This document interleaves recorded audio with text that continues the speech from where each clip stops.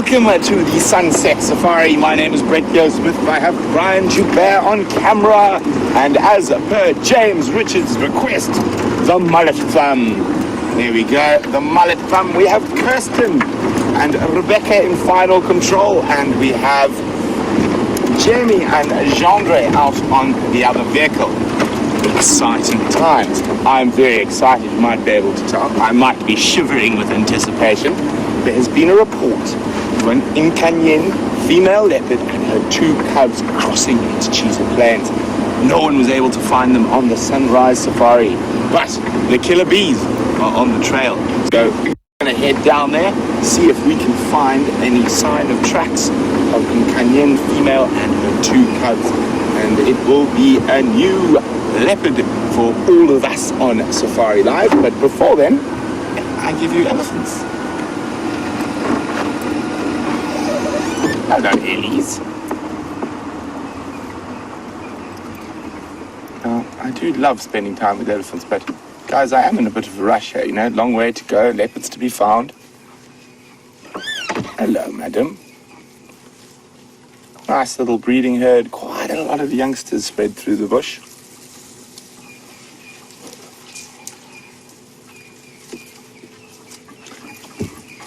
A big female about to cross the road there.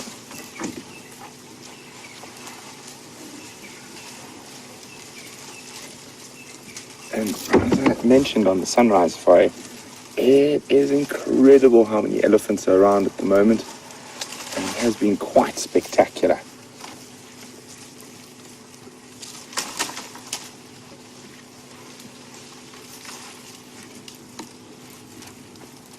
Female is right next to us, feeding off that monkey orange.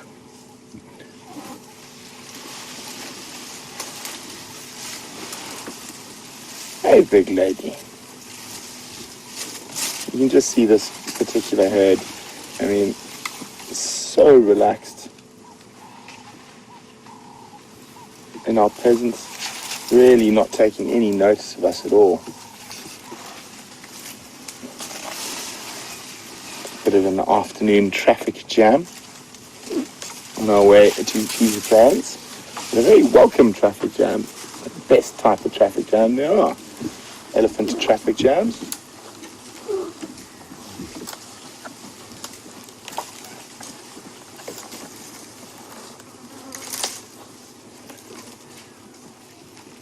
So what we're going to do, because we're on the move down towards Cheetah Plains, and it is quite the drive, we're going to get Jamie to come take over this elephant sighting from us so we can get down there and start tracking.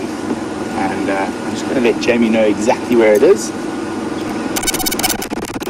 But Jamie is already behind us, no need to call her on the radio, so let's go join Jamie and this incredible herd of elephants.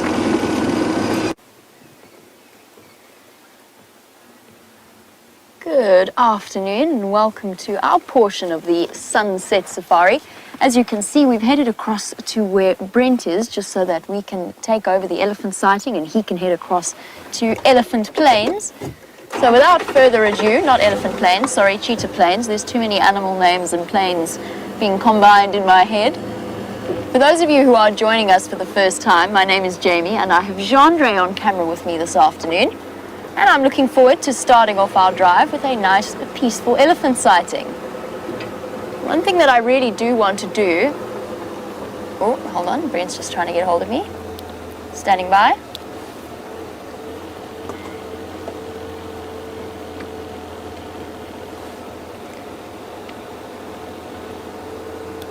Copy that, thank you. Brent just telling me that they extend all the way down the road and saying thank you for taking over so that he can race across to Cheetah Plains. Now, the elephants have been really, really interesting over the last few weeks, and I actually want to share with you something that happened. Hello, little one. It's okay. Something that happened with James and myself whilst out on our tracking team drive this morning. I've never experienced anything like it. James says he's never experienced anything like it. I'm going to offer up at least one explanation to what happened, but it's total guesswork.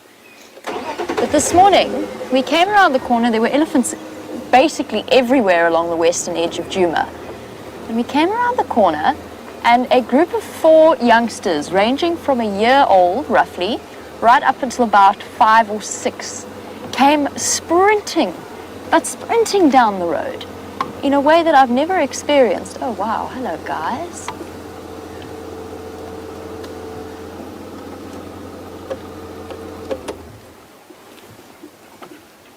In a way that I've never experienced before. The cows were behind them and totally relaxed.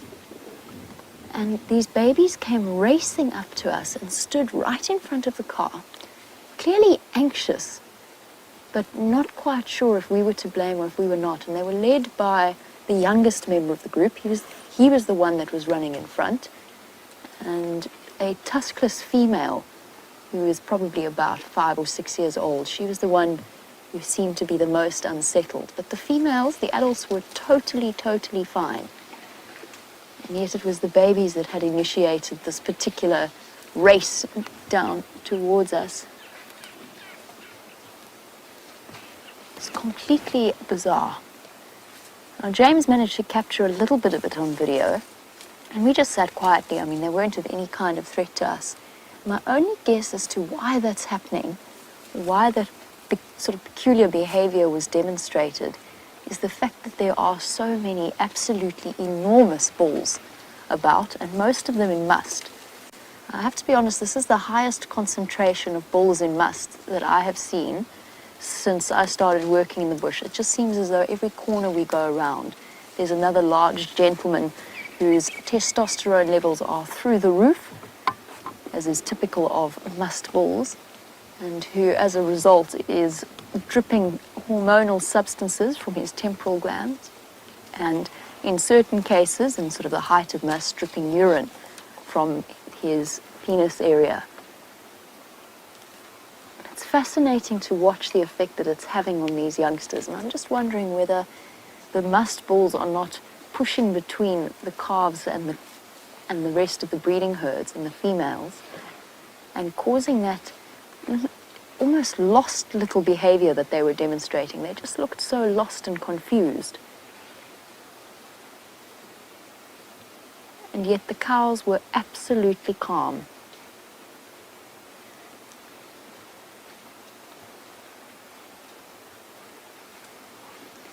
Now there's 2 youngsters up ahead playing in the bushes. They're actually fighting each other, but they're in such dense bush, and there isn't an elephant between us and them. But let's just keep an eye on them while they shuffle about in there. And while we do, come on guys, are you going to come out here, or are you going to stay hidden?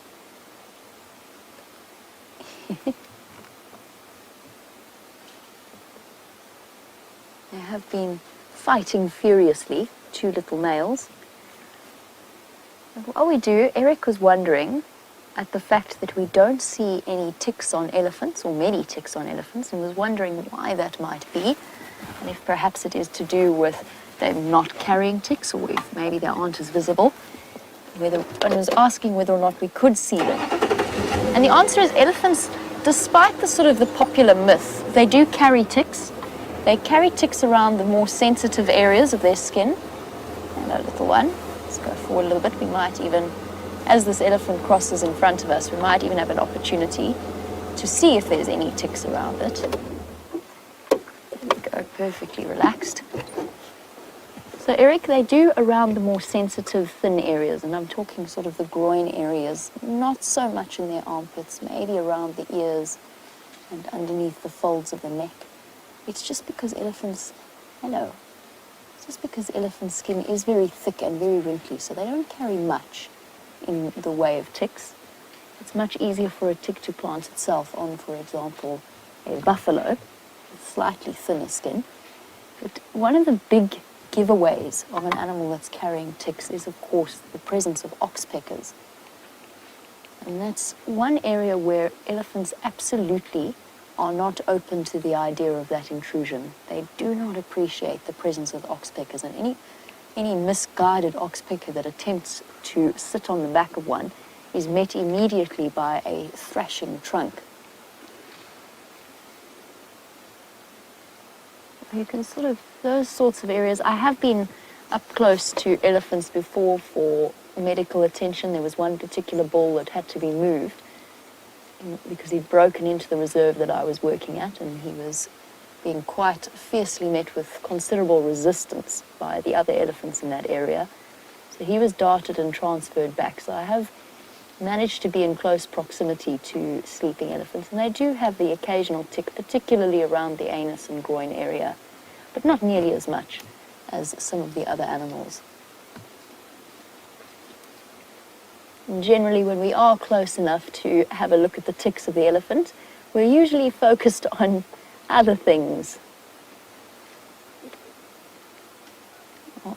Today it seems as though we cannot drive around Djuma without encountering an elephant somewhere. And Aaron, in New Zealand, you were wondering, what is the biggest herd that I've ever personally seen? And the answer is a herd. It might have been made up of multiple herds, but in this particular area, a herd of probably around just over 100 elephants. It's only happened to me once, and it was in the driest time of the year that we've experienced so far. Now that we've had a little bit more rain, there's a lot more grass for them to eat. They've started splitting off into smaller numbers. But Aaron, if you keep watching over the next few months, you're going to see larger and larger elephant herds coming together and brought together by essentially a lack of resources, whether it be water or food, that will make for some very interesting elephant sightings. And I think that's one of the reasons why we are seeing so many large male elephants. They are responding to the lack of resources within the Kruger National Park itself, at least the part of the Kruger that is directly east of us. I traveled there recently on a trip with Brent, and it was very, very clear just how little food there was. There was still water about, not much, but there was still water. But it was a lack of food that was really playing a role in the movements of the animals. Hello. Let's not be terribly naughty now. Here we go. So these close-up moments with elephants, we don't really get to focus on the parts where we might get to see ticks. As for why all of the elephant bulls are in must is a different question. And I'm not sure if it's linked to the fact that they're all pushed together in a concentrated area. And so the hormones of one are triggering the hormones of another. Or if it is for another reason, maybe it is just a coincidence. Either way, it's made for some really interesting observational opportunities. Most of the time, however, we get to really enjoy sightings like this that are completely and utterly peaceful. You can see how, with this particular gorgeous elephant, the tusk on the left-hand side much sharper than that of the right. Oh, hello. Yes, you're very scary. This little female came dashing out of nowhere. It's okay, little one. I don't think this is the same herd that came running up to James and myself. Oh, look at that. Really old enough to eat solid food. And like all of the elephants out here, really enjoying the fresh green of the grass growth that has come up over the last 3 weeks.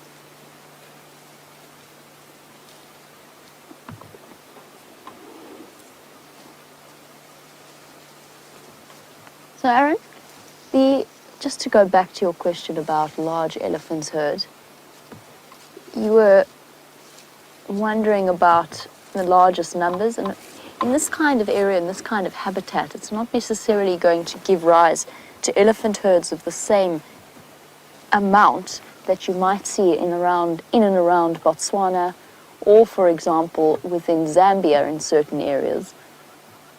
Zambia, of course, having the highest concentration of savanna elephants, or the largest number of savanna elephants. What are you doing, little one, with that acacia tree? It's always highly entertaining to watch a young calf fiddling around with her trunk, and there's never quite the same level of coordination. It's like watching a toddler or a young child use a knife and a fork or a spoon. So the technique needs refinement. It's there, it's functional, but the technique is not entirely well practiced just yet. Sorry, I'm not insulting you, little one. You're very clever. But just like a toddler, they have to learn that coordination and that trunk to mouth process, which is why very often when you watch baby elephants go to drink, a lot of the time they run forward and they throw themselves head first into it. And they haven't quite mastered the art of utilizing the incredible instrument that is a trunk.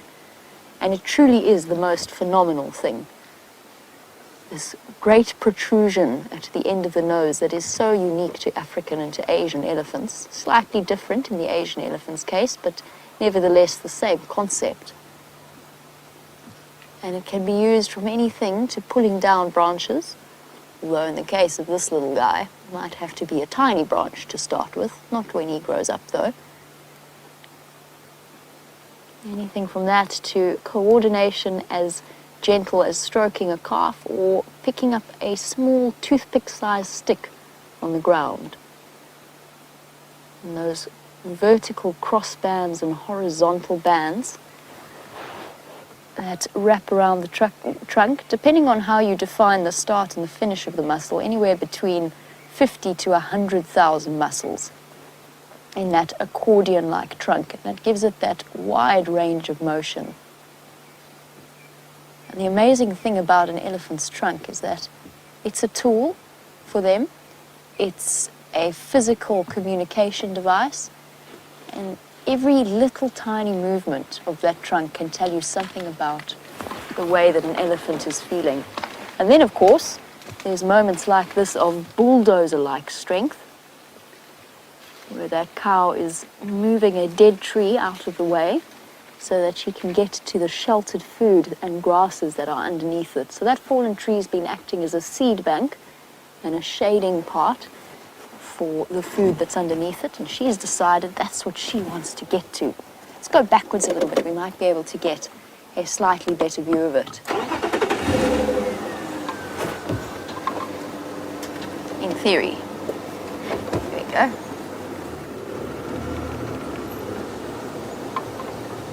And there's always these, in elephant sightings like this, there are subtle and not so subtle reminders of just the immense strength of an animal like an elephant. If you think about your own body weight and your own size and how easy it would be to roll something over, roll it over, I'm not saying pick it up. Ooh, it's a little bit tricky. There's very much some trees in the way, but I think that might be as good as we're going to get. But to be able to roll something over of your same weight is not really a feat that would cause you terribly much trouble. You can just imagine how much a 2, 3, up to 6 ton, so between 4,000, more than 4,000 pounds, up to 12,000 pounds worth of animal, the feats of strength that they are capable of accomplishing. And there she's basically taken what looks like a fallen knobthorn, just judging by the shape of the crown. One of the hardest types of wood, and if it's not a knobthorn, it might be, could it actually be a buffalo thorn? No, it's a knobthorn, looking at the color of the wood.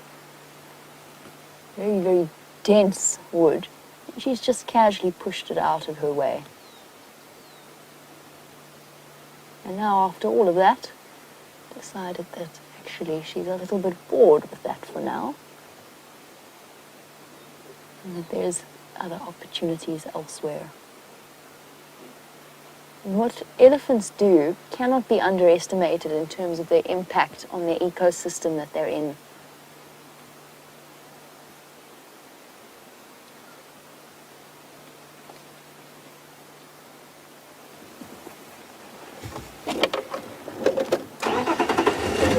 Let's go forward a little bit as she reaches up into the trees.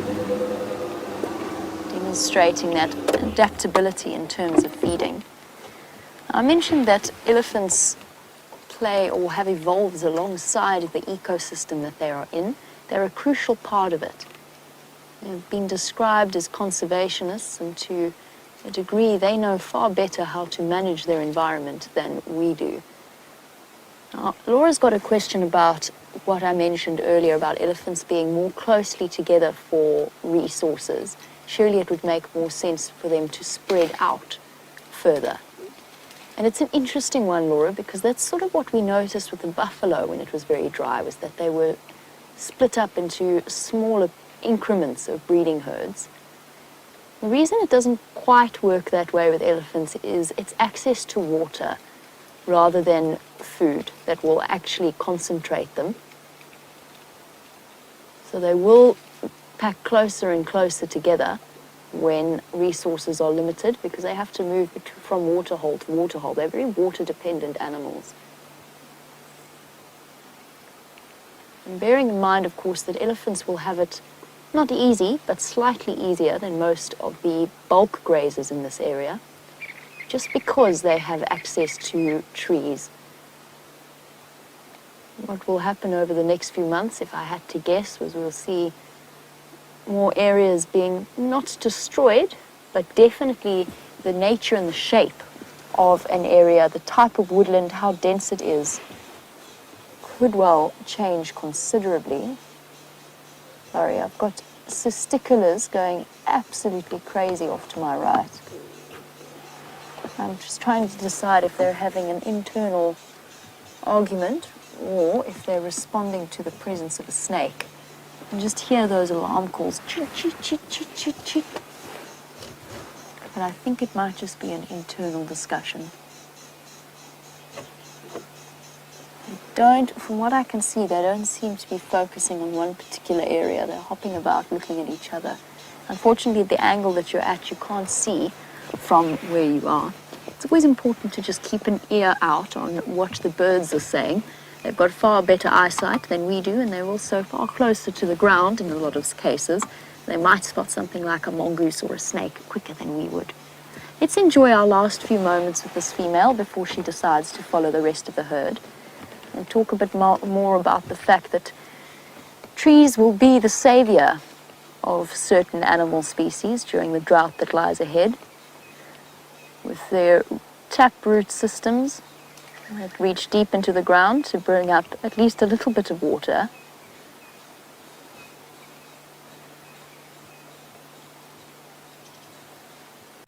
Nevertheless, in certain situations it will not be enough for all of the animals, and certainly not enough to sustain an elephant of all elephants of this size. And Andreen was wondering, would a lack of food and nutrients act to hinder a female elephant in the production of milk? And the answer is yes, it will. And you'll probably find that a lot more of the calves are in fact don't even make it to the point of birth. They might be stillborn on the basis that the mother's body simply cannot provide the resources that they would necessarily need.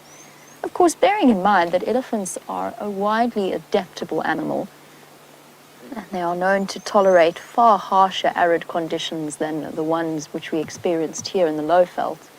But it is going to be a serious change to the typical seasonal patterns that they have become used to. You'll probably find that these wonderful elephants, some of them at 30, 40, 50 years old, have memories that stretch back to the last time there was a drought of at least comparable to this scale, which would have been around the early 90s. And they know exactly how they went through and what they did in order to survive and where they moved. Fortunately for them, even 20 odd years later, they already have access to a bit more in the way of space, moving between the Sabi Sands, the Timbavati, the Baluli, the Kruger areas. All of that ability to move and to travel will be of tremendous advantage to them. But yes, some females will struggle, and as with any drought period, you get a sort of a knock-on effect for the next 2 years, because As you know, an elephant's gestation period is of about 2 years. It takes them a considerable amount of time to then recover from that situation. So there'll be a lag period of 2 to 3 years where you'll probably see the elephant population of the Kruger National Park either slows its growth rate completely or starts to drop a little bit. Let's head over to Brent and see what's happening out on the Great Plains of Cheetah Plains. So we have arrived in the plains of the cheetah, and we're just slowly having a check through towards 300 Pan where there's water. We're going to loop down towards Cheetah Plains Pan. And we're going to just check there, see if she does have a kill. There's a strong possibility she's going to have moved to and from a drinking spot. So very exciting. After that, we'll check the coral boundary, but we're going to take it nice and slow and make sure we don't miss anything. I'm going to be scanning the road. Brian's going to be scanning the marula trees. So it's going to be exciting. Hopefully we have some success.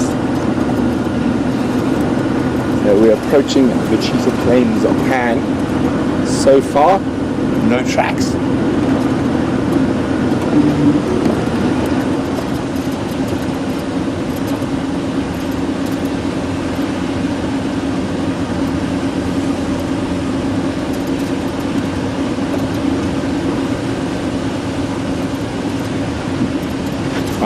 Maju is major is wondering, how am I driving and sitting like this? Well, it is the joy of being long. So I'm got it in second gear, and I can reach the accelerator from here. So I'm just keeping the engine ticking over so it doesn't stall. So one of the joys about being slightly above average of height.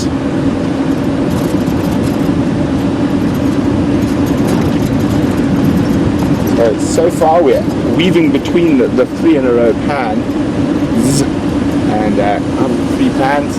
There are no tracks around here, but to be completely honest, I wasn't actually expecting to find tracks here. I'm expecting to find them further to the east, and it's always worth double checking though.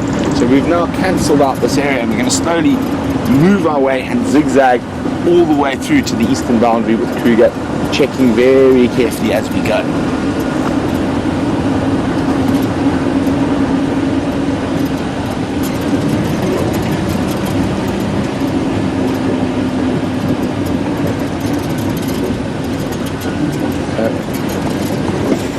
Barbara says, Brent, look for sticks. I'll keep a lookout for branches, Barbara. I know I am sitting quite high. I'm only joking. I think Barbara means the Styx Pride, who have just had some cubs. Unfortunately, they're not going to be moving this far away across here at the moment because their den site's in the Mawati River, and they've got some little cubs there, so they're going to be staying quite close to that area. And I also think Barbara might be referring to the cheetah-like and leopard-like sticks of the plains. We will be looking for them. Hopefully one of those sticks turns out to be alive. You can see this nice sandy substrate, so sitting up high like this, I don't think I'm going to miss a track.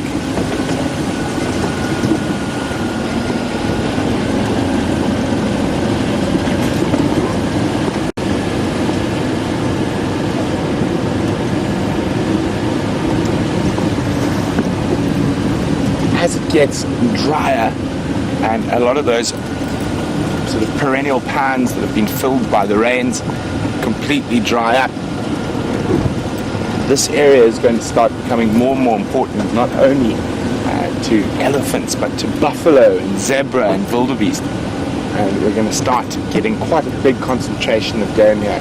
And I'm predicting that come end of next month, this is going to be one of our more productive areas. And nature works like that. At the moment, there's a little bit of respite for it. Grass is doing what little growing it can right now at the end of the growing season, and so are the trees. Getting it prepared for the onslaught of the dry months.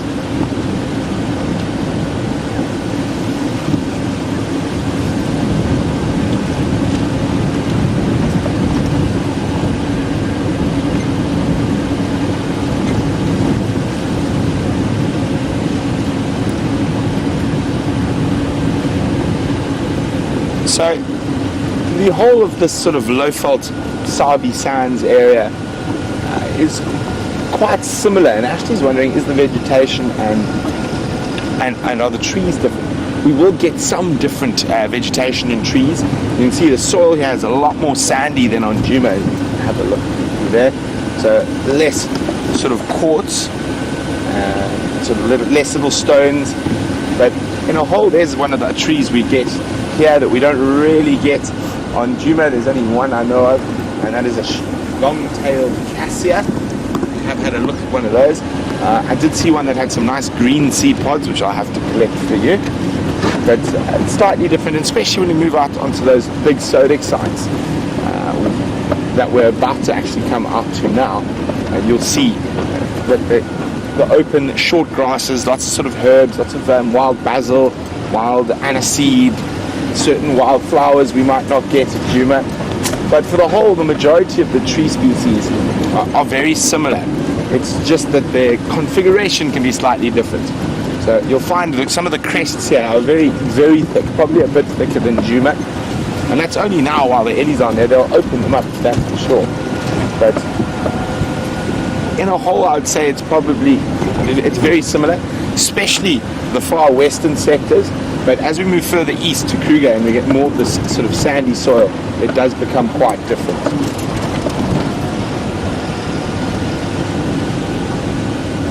Here's another one of those funny little trees that we're not going to see too much of on Djuma. And there are a few of them, and that is a low-felt albizia, or a false thorn. So it looks like acacia, the leaves are very similar, but of course it doesn't have any thorns. It's Albizia harveyi, a low-felt albizia. And we have very pretty flowers, but I haven't seen any of them flowering this year with the lack of rain.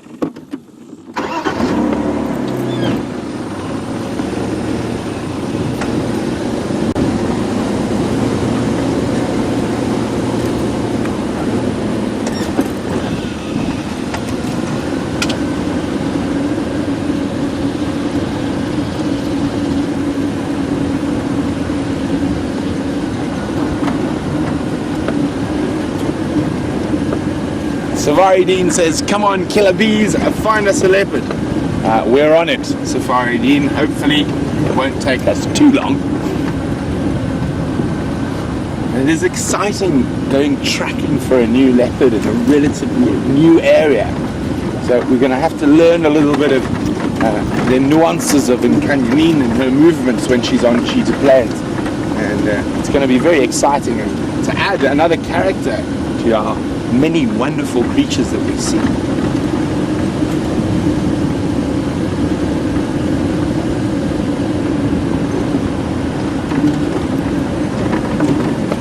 Big flock of ground hornbills. 1, 2, 3, 4, 5.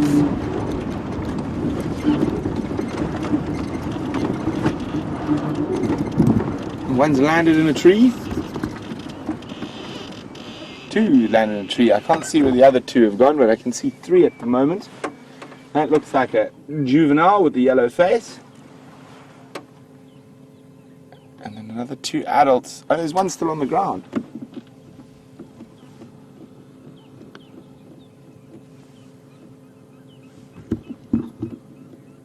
There we go. That looks like a male. Difficult to tell from this distance. Let's try sneak a little closer.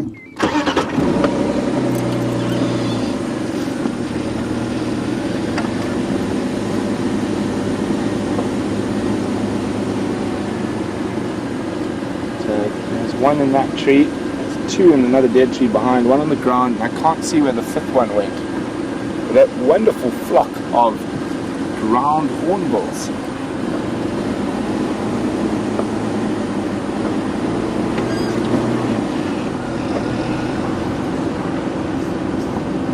Oh, he's just taken off as well.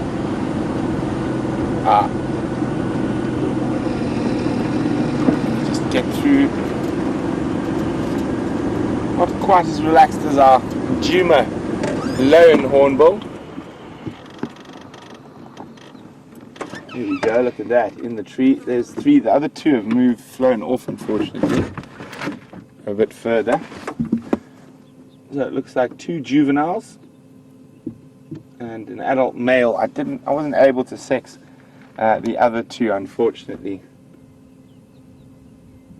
You can see the juveniles don't have that bright red face just yet. It's sort of a pale yellow.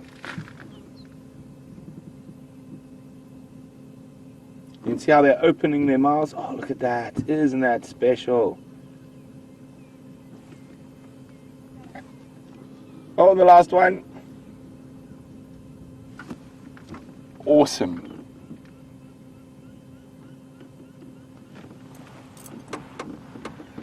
5, I think that's the biggest group of ground hornbills I've seen since in the northern Sabi side, since I've been here. I think the biggest group before that was 3.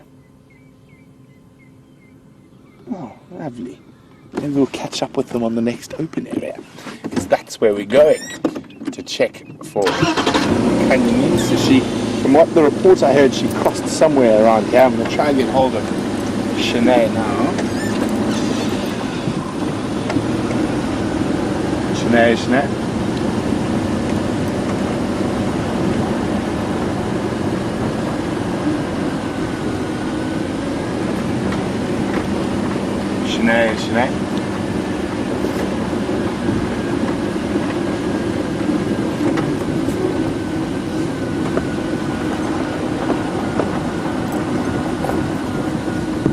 So just checking very carefully for any tracks here.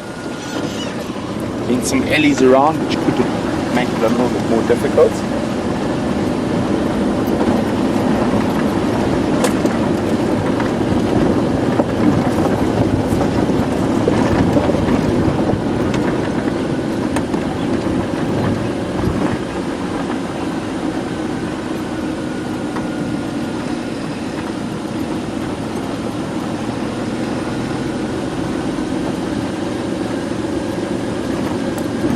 Guys, I'm just listening to the game drive quickly.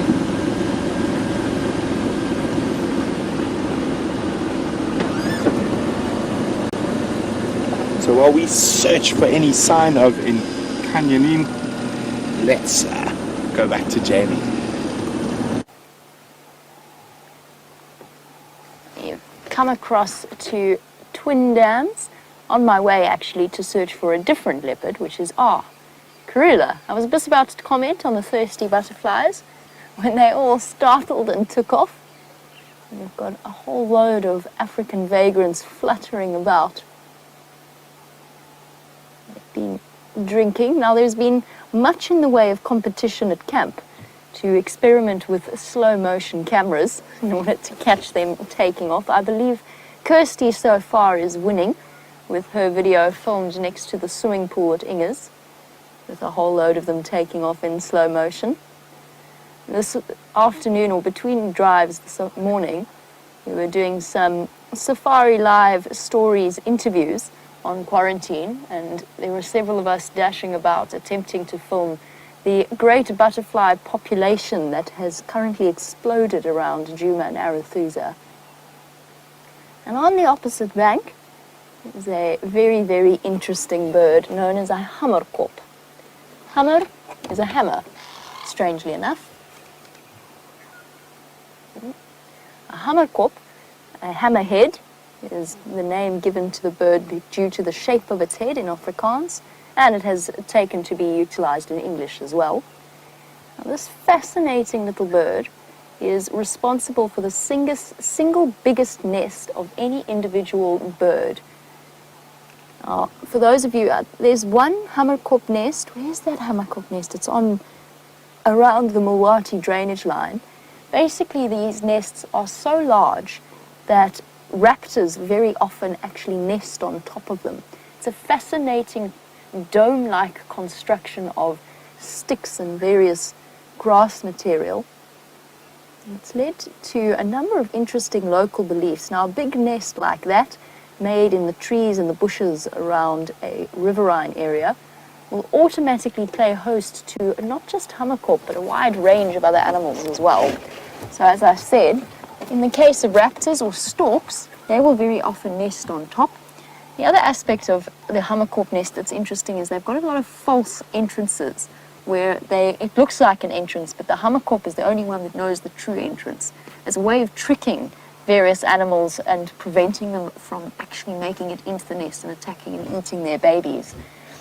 And that's actually led to a local belief that a hammerkorp can shapeshift, because people were watching a hammerkorp fly into wherever the nest site was, and all of a sudden a stork would fly past, or a snake would crawl out of one of the holes that looked like where that hammerkorp had gone in.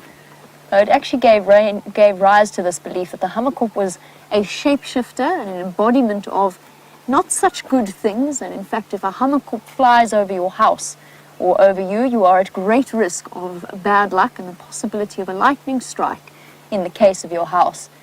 And in order to prevent that, you've either got to go to some kind of traditional healer or sangoma, some kind of witch doctor, who will help be able to cleanse the house of the bad spirits laid upon it by the flight of the hammerkorp. The poor hammerkorp, of course, knows nothing of this and just goes about its day-to-day existence, being completely innocent of all evil and bad spirits. It has no intention of bringing lightning, and in fact, I think you might find that this particular drought here, most of the bad luck hammerkorps haven't been doing their job very well, because there certainly hasn't been the kind of storms that we usually experience. With its long, straight bill, it is a water-dependent bird, moving about the muddy areas, catching animals like freshwater mollusks that will be throughout these muddy parts, and frogs and tadpoles and little fish, all manner of different prey species. I remember vividly taking on an intern, a trainee called Jürgen from Belgium. And he was one of the best trainees I've ever had. He was a wonderful guy. And we were laughing at it. He was busy talking. I was sitting in the back just watching him take a game drive. And he was talking about the hammerkorp as it flew over the vehicle. And he said, it's bad, it's thought to be bad luck, but of course that's rubbish, ha ha ha. And what he didn't know was that I tried to stop him, but I'd watched him drive over a leadwood branch, not just a few moments before that.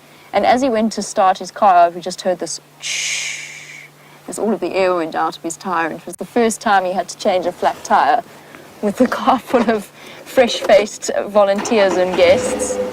So every now and again, the hammerkorp does cause a little bit in the way of bad luck, or at least coincidences like that give rise to some strange rumor. Look who's there. I didn't even see him. I got completely distracted by the hammerkorp.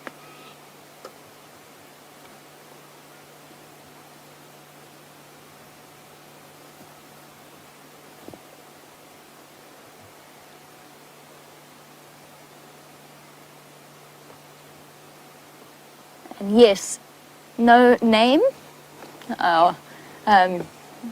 Yes, somewhat anonymous viewer. No name has said, is there not a hammerkorp nest at Arathusa Dam? And yes, I think there is, around the southeastern side of the dam, close to those big boer beans.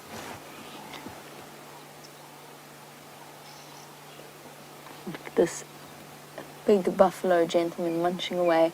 I know of at least one hammerkorp nest in the Mulwati. Trying to think if there's any others on Arathusa. I think there's also some along the Mulwanini drainage line, or at least one along there. It's actually, to be completely honest, it's been a little bit of a while since I've explored those particular roads. That is my plan, however, for the afternoon. We will be heading across to Arathusa to catch up with the lovely Nkuhuma ladies, once everybody else there has had a chance to view them, and once the temperatures have cooled down a little bit. According to Brent, there are some distinctly empty bellies in the Nkuhuma ladies. They will be looking for potential snacks. A buffalo bull like him may or may not be of interest with just the 5 ladies. But speaking of the 5 ladies, I sat with Tristan last night and we went through his photographs of the mystery young male that made an appearance around Simbambili and Elephant Plains over the last 2 days. It is 100% absolutely confirmed to be Junior. It is most definitely what we now know as the Nkuhuma, or what other guides now refer to him as the Nkuhuma male. Why on earth he decided to come back here is a fascinating conjecture, right in the time when the Birmingham boys are in this slight scuffle with the Salati males pushing further north, and all of a sudden Junior's decided to hike in from the east, obviously felt under pressure there, and apparently according to his tracks he went straight to look for the Nkuhumas. I can't say that his reception is going to necessarily be terribly warm. Don't think they'll be all that chuffed to see him, but of course we certainly are. So Junior are now on close examination, and I promise you I really checked carefully. The whisker spot pattern on his left side has this beautiful, the top row has this beautiful curve that is totally, it's not unique, lots of lions have whisker spot curves like that, but essentially the photos that Tristan had from when he was with the rest of the pride and now this young male, you could essentially have copy-pasted on top of each other, because a lion's whisker spot patterns never change. There's another buffalo coming up and over the hill, so I'm sure they will be sad to hear that Junior's back in the area, like I'm sure most of our audience, thrilled to hear it. It will be very interesting to see how this situation plays out. Coming back to visit. I don't think he'll stay, but there's such a gap at the moment that the Birminghams have got such an enormous territory. Oh, here comes another one. There's a whole group of Duggar boys on their way. And I also strongly suspect that the male that walked over my vehicle tracks yesterday morning and chased the buffalo, I suspect it was him. Now, how interesting is that? Not the end of a story, but the continuation of a story that had not ceased, but certainly moved outside of our area. And hopefully he will decide to return to an area he is most familiar with, which is Djuma. Junior, for those of you who have absolutely no idea what I'm talking about, because I've just realized that I've totally assumed knowledge here, is a roughly 3.5-year-old male that was present when I first arrived here within the Nkuhuma Pride. He was the son, most likely, again, you never know, but most likely the son of one of the Matimba males. And he was on his way, he was at that age where it was time for him to leave the Pride. And with the chaos that was the Birmingham boy takeover, I think we were all particularly concerned for his safety, as were the females. And in fact, one female died, and we'll never know exactly why, but probably in protecting him and the two sub-adult females. Ooh, buffalo not showing great agility, but I suppose when you're 900 kilograms, close to 2,000 odd pounds of animal, walking down a steep hill like that can be something. Well, it's important to make sure that they don't injure themselves on a descent like that.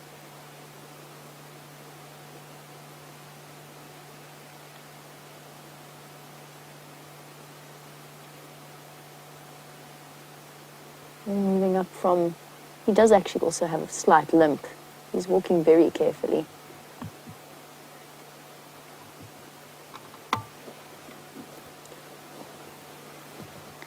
Now, a dam like this, with a hummock wandering about, will provide a whole little individual ecosystem of its own. And Austin, watching in Texas, is curious about one particular aspect of that, which is the amphibian life of this particular area. The answer is we've got a tremendous number of different frog species, some exceptionally beautiful, Austin.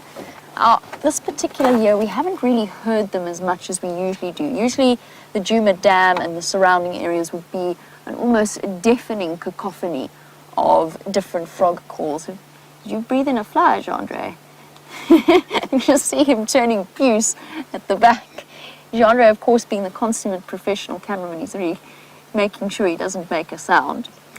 So Austin, we do get different types of frog. Let's say, for example, a banded rubber frog. I think Brent might have the frog book, so he might be able to show you a couple of his favorite species. My favorite species, Austin, if you want to have a quick look, if you want to try Google it, is the bushveld rain frog. So if you want to have a look at that, They are fascinating, grumpy looking frogs that are highly entertaining to watch after the rains. Tree frogs are also lovely. You've got a whole wide range of them. One thing we don't get in here in terms of amphibian life is that of any newts or salamanders. They do not occur in this area. And speaking of amphibians, they're not amphibians per se, but there are some, you could almost describe them as amphibious creatures swimming in the dam. There's a couple of terrapins, so not amphibians, but falling under the chelonian heading. And every now and again, if you watch carefully, Austin, you'll see heads coming up and bobbing about the surface as they swim about, looking again like the hammerkop for any small mollusk-like species, or maybe a crab even. There you go. There's one paddling about now. Looks like a turtle, but far more able to walk about on land. There's another one paddling about. They are the in-between part between a turtle and a tortoise. Tortoise being a land animal with feet, turtle being a sea animal or an open water animal with flippers, and a terrapin having webbed feet and being somewhere in between. So not an amphibian, but capable of breaching that gap between land and water. And the oxpeckers all, every now and again, darting down to have a drink at the dam. It's exceptionally thirsty work eating 1,000 ticks a day when the ticks are salty and dehydrating. So all in all, just a little scene like this, a drying up dam has a whole fascinating ecology behind it. But it's time for us to, oh, there come the mouse birds. Are they going to land here? I've seen far more mouse birds. Well done, Jean-Andre, that was awesome. Those were the red-faced mouse birds, and I've seen lots more of them over the last few days than I have in recent months. I think because the guari bushes are fruiting at the moment, and they're all enjoying the guaris and white berries that Jean-Andre didn't really like too much, but the mouse birds certainly do. Let's head back across to Brent, find out how he's doing, and I will continue to search for the wonders of the African bush. So, we're just checking, we're right on the boundary of the Kruger National Park, and there's this wonderful little river system. And I just wanted to make sure that she hadn't utilized one of these nice trees.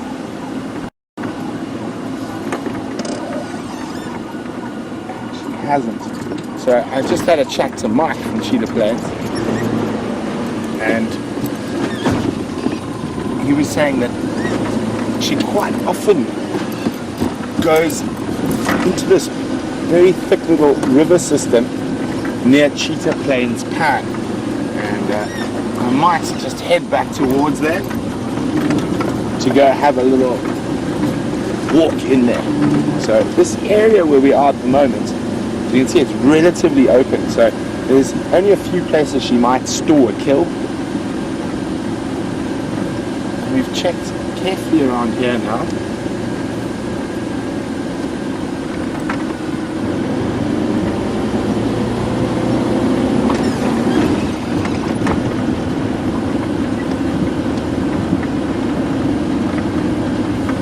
Oh, and look, we have an alarm system already installed in this area. Hello, monkeys. So that's really good for us. Okay.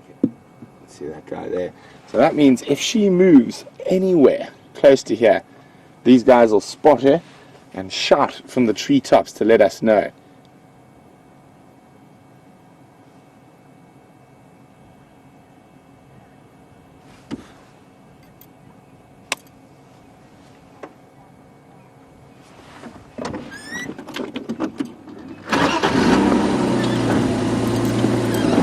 So, hello Aaron from the land of the long white cloud. And for those of you not sure where that is New Zealand.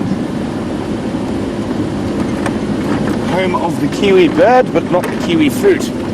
Now, Aaron would like to know, these cubs, are they also possibly fathered by Tingana? I'm not sure whether she was seen mating with Tingana, but it is possible. and she is towards the edge of Tingana's range. She does come into his range in Torchwood a bit. It is possible, but with all leopard cubs, it's near impossible without genetic testing to tell exactly who the father is.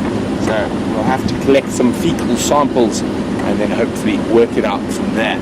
Now there's also a very strong possibility these cubs are fathered by an unknown male leopard from the Kruger National Park. Let's go next one.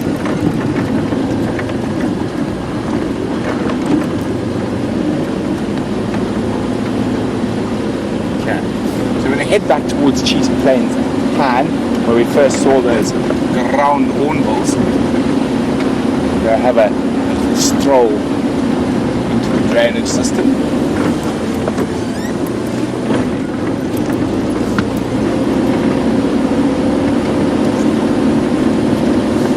So we've got about, we've got a few minutes more. Is that what I think it is, Brian? Is it what I think it is, Brian? Where am I binoculars? It is what I thought it was. You see what I think it was? I just saw some dust rising. And there's a big herd of buffalo.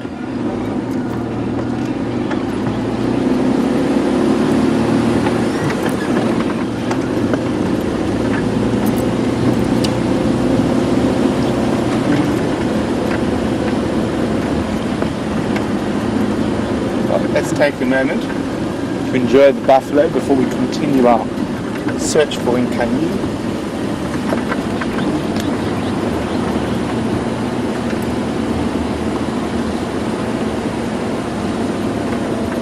We are at the tail end of the buffalo.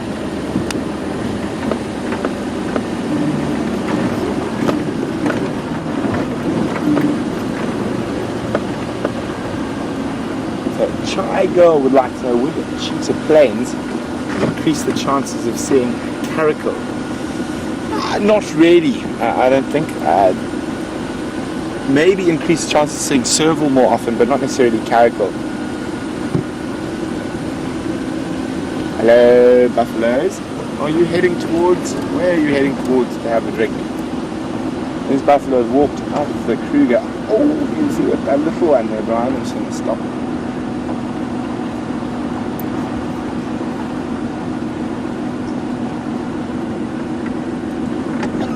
That's a very young buffalo, a couple of days old. So this is what I was talking about. We're going to get this movement, especially these big herds of buffalo coming in from the Kruger into Cheetah Plains, and especially as it gets colder and drier. And this is going to attract lions as well. So who knows whether an unknown pride of lions might meander out of the park following a herd of buffalo.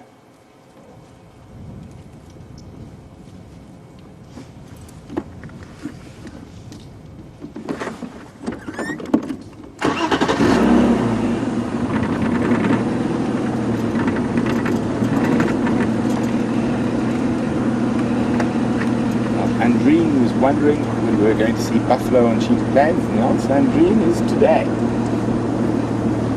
Probably about 150 or so in this herd that I can see so far. There could be a few more, I can't see. Around for that baby frame.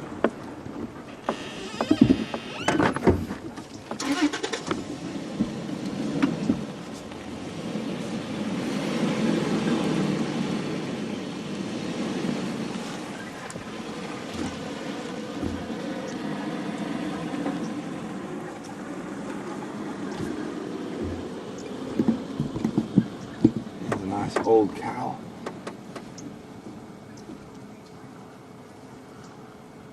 It's amazing how these big buffalo herds picked up condition so quickly after a very dry spell we had. A bit of greenery. We were very happy.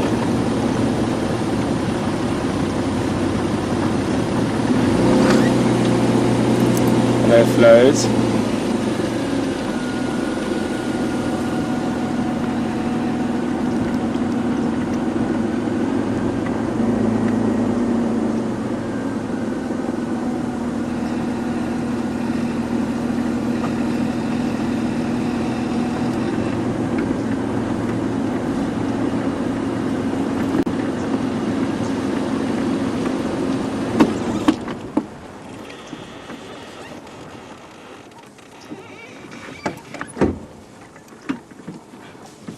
Okay, look at that. The majority of the herd crossing off to the right of us. Now they might head towards the Cheetah Plains pan for a drink. They're not quite there yet.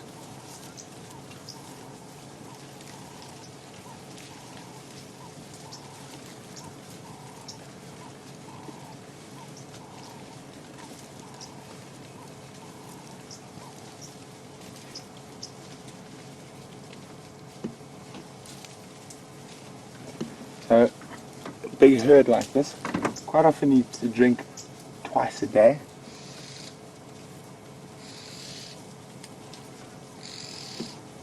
And they normally drink in the morning and in the late afternoon, evening. And the lions are great followers of buffalo herds. So they literally attract lions to them. The sound of a big herd of buffalo moving through.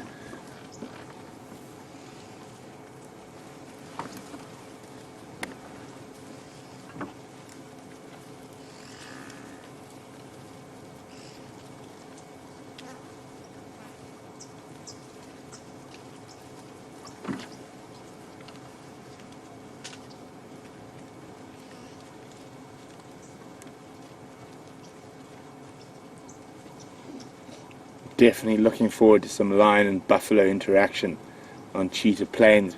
Nice and open. You can see what's going on for quite a distance. I think it might be quite spectacular.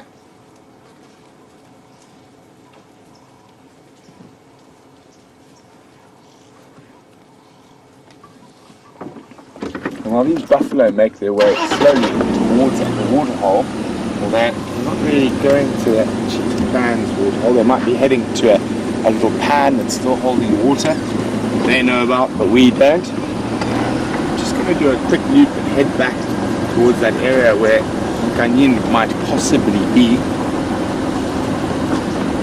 I'll go quickly across to Jamie with a great grey beast. You've arrived just in time for this display of sheer strength, going back to what we were talking about before this, about elephants and their immense capacity for sheer brute force. And this particular male on the other side of the drainage line has been demonstrating it with very clear intent in pushing over this particular tree.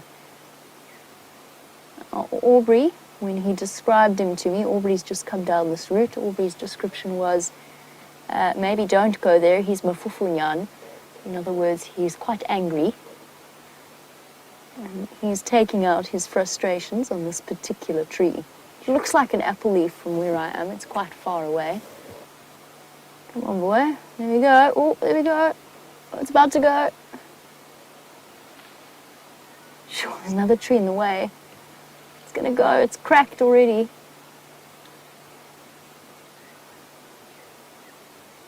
Oh dear, boy. Don't embarrass. And I think he's actually trying to decide if it's not worth pushing from a different angle.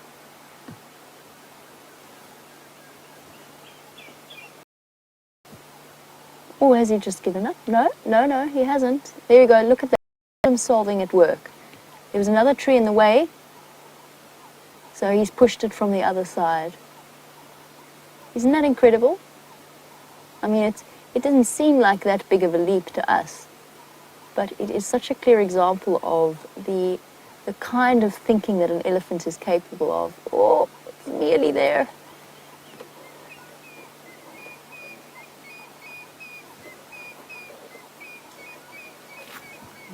Grey hornbills whistling away in the distance as we all hold our breath in anticipating the fall of this tree.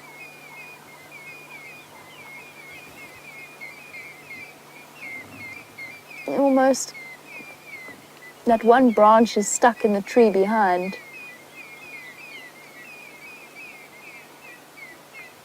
Almost.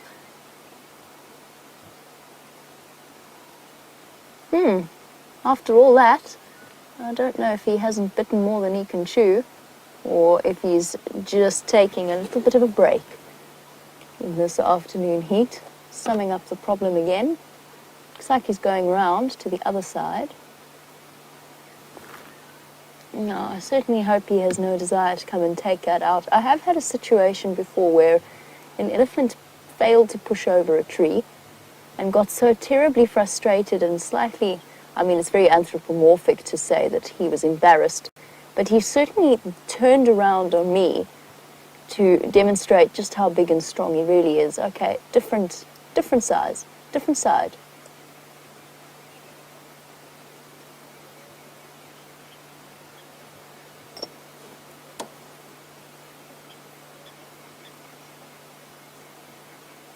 Oh, this has become quite the drawn-out process.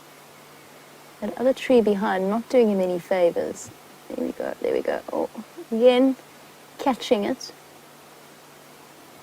And using its rocking motion to help to provide him with extra force here. It's not an apple leaf, by the way. Just the color of the leaves are slightly wrong. I'm not entirely sure which tree it is at this distance. Push. Come on, boy, we can't leave you until we've seen the end result of this. Oh. Well, he's doing this for two reasons. One is to get to the fresh leaves on the top. The other is because he's a must ball. There we go.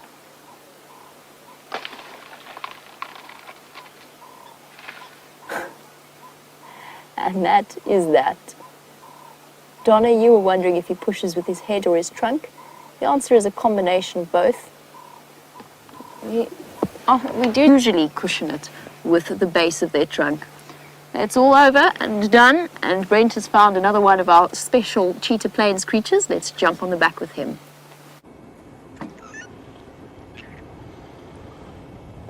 Not something we see every day. It's a pair of ostriches. Now, I've just let one of the guys pass by, so if you do see a vehicle coming through, he's just swinging past. There we go, bye-bye. Thank you, mister. There we go. So they're right on the boundary again, a bit closer than the last time when you saw them with Jamie. But it's not a creature we see too often, or if at all on Djuma. I think there's one recorded case. But now, with access to these big sodic sites and open areas, look at that. A male and female ostrich. Now, the female is the grey one, who's defecating on the right, and quite a sort of grey, dull feather coat. And then you see the male with those black and white feathers. Now, ostriches are quite strange creatures in the way they feed.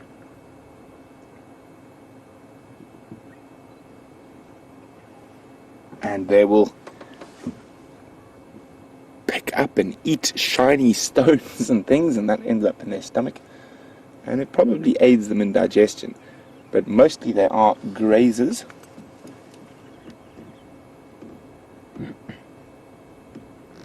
Oh my goodness.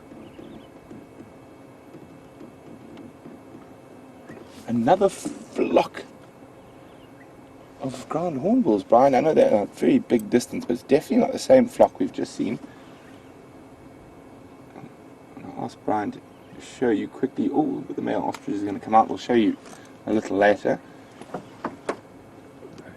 And if we look at that male ostrich, if we start seeing a red showing on his shins and on his face, it's a very good sign that he's in the breeding colors, and I'm not seeing that red on his shins, so probably not quite breeding yet.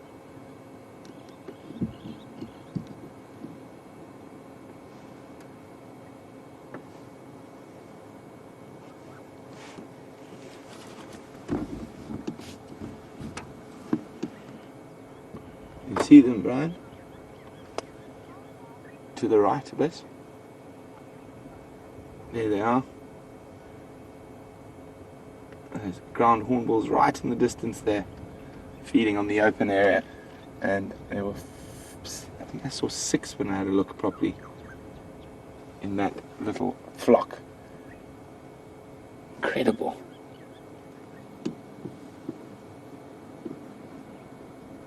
back to the ostriches. Now, ostriches, of course, are flightless and way too big to ever get off the ground.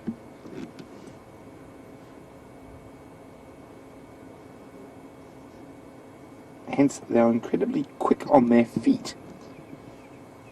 And someone was wondering how quick they are on their feet. And that was something from Africa. If I remember correctly, they can probably get up to about 60 miles an hour.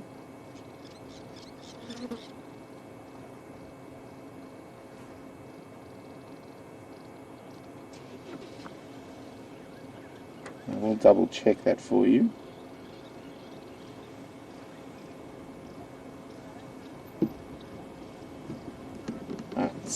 Oh, sorry, not 60 miles, but 70 kilometers an hour.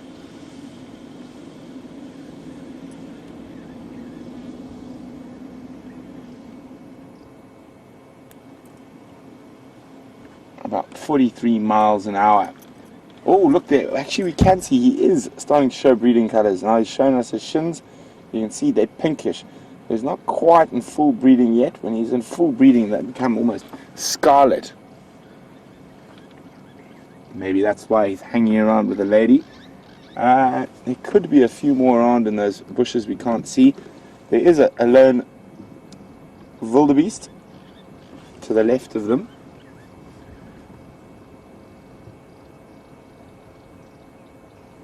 Guys, I've just heard a little birdie called Mike in my ear, which means we're going to have to start going on a little bit of a safari, and I'm not going to let you know what we're after.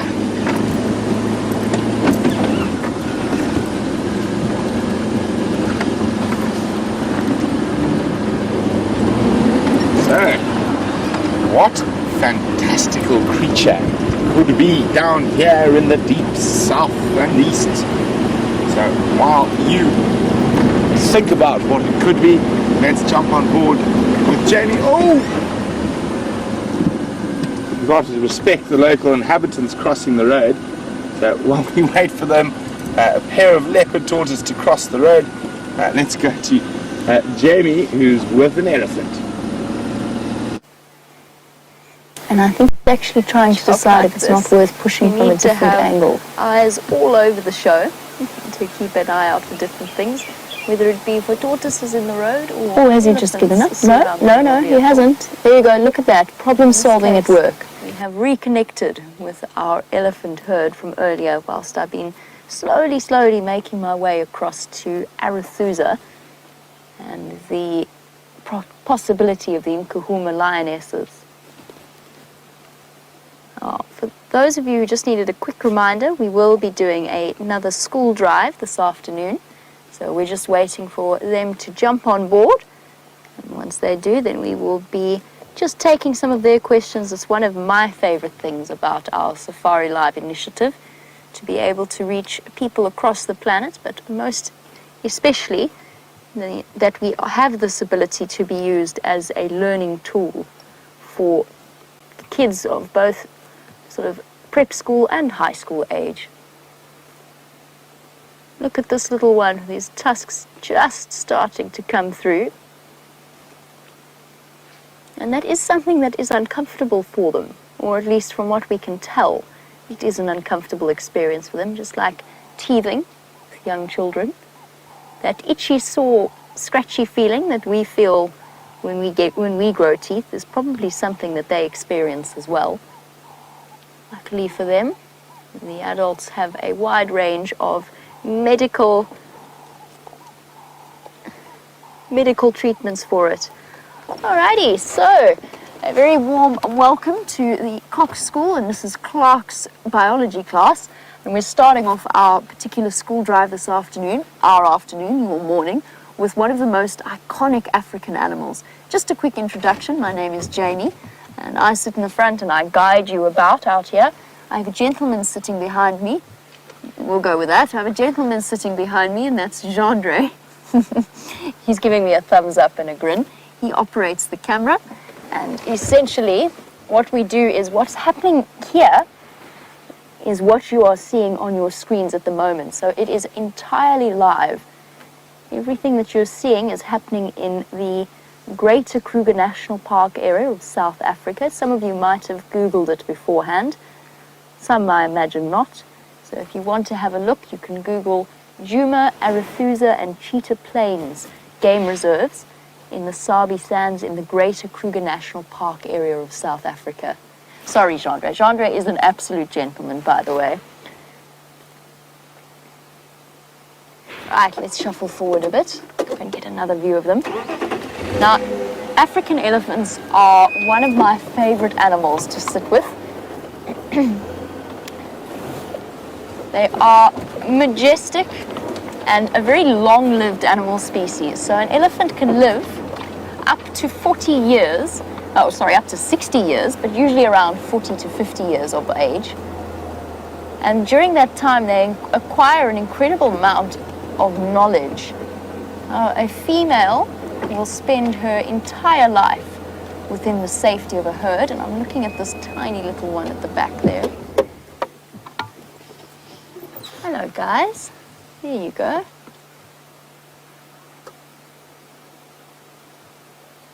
Now, this little one is probably, this little female is about just over or close to a year in age, maybe a little bit younger. But Chloe, you were wondering, how big is a baby elephant when it's born? And the answer is big, although they certainly look incredibly tiny when compared to the adults. Baby elephant is born at around 100 kilograms in weight, which equates to about 220 odd pounds. So definitely not a small baby by human standards. But when you think that mom could be anywhere in the region between 3 to 4 tons, so 6,500 odd pounds, right up to close to 10,000 pounds, you get an idea that just how proportionately tiny a little baby elephant is. And she will have, or he will have, a tremendous amount of growing to do from when they are born right up until they reach the end of their lifespan. Okay, girl. She's just swinging her head ever so slightly, letting me know that she wants a bit more space. Oh, that little boy changed his mind as he runs behind mom.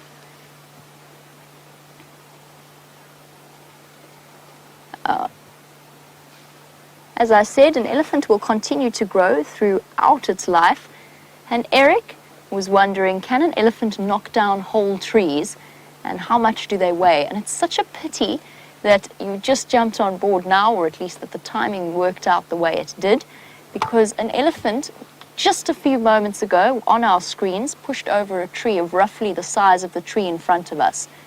It was a marula tree that it took him a while, admittedly, but that he pushed and snapped right at the base of the trunk. Their strength is absolutely incredible to watch. And yes, they do it. Most of the time they do it in order to have access to the fresh green leaves at the top. I said that elephants continue to grow throughout their lives. The females are always a little bit smaller than the males, but a big male elephant in the prime of his life, over 40 years old, can weigh up to close to 6 tons, about 13,000 odd pounds in weight. Absolutely enormous animals. And of course, the largest land mammal.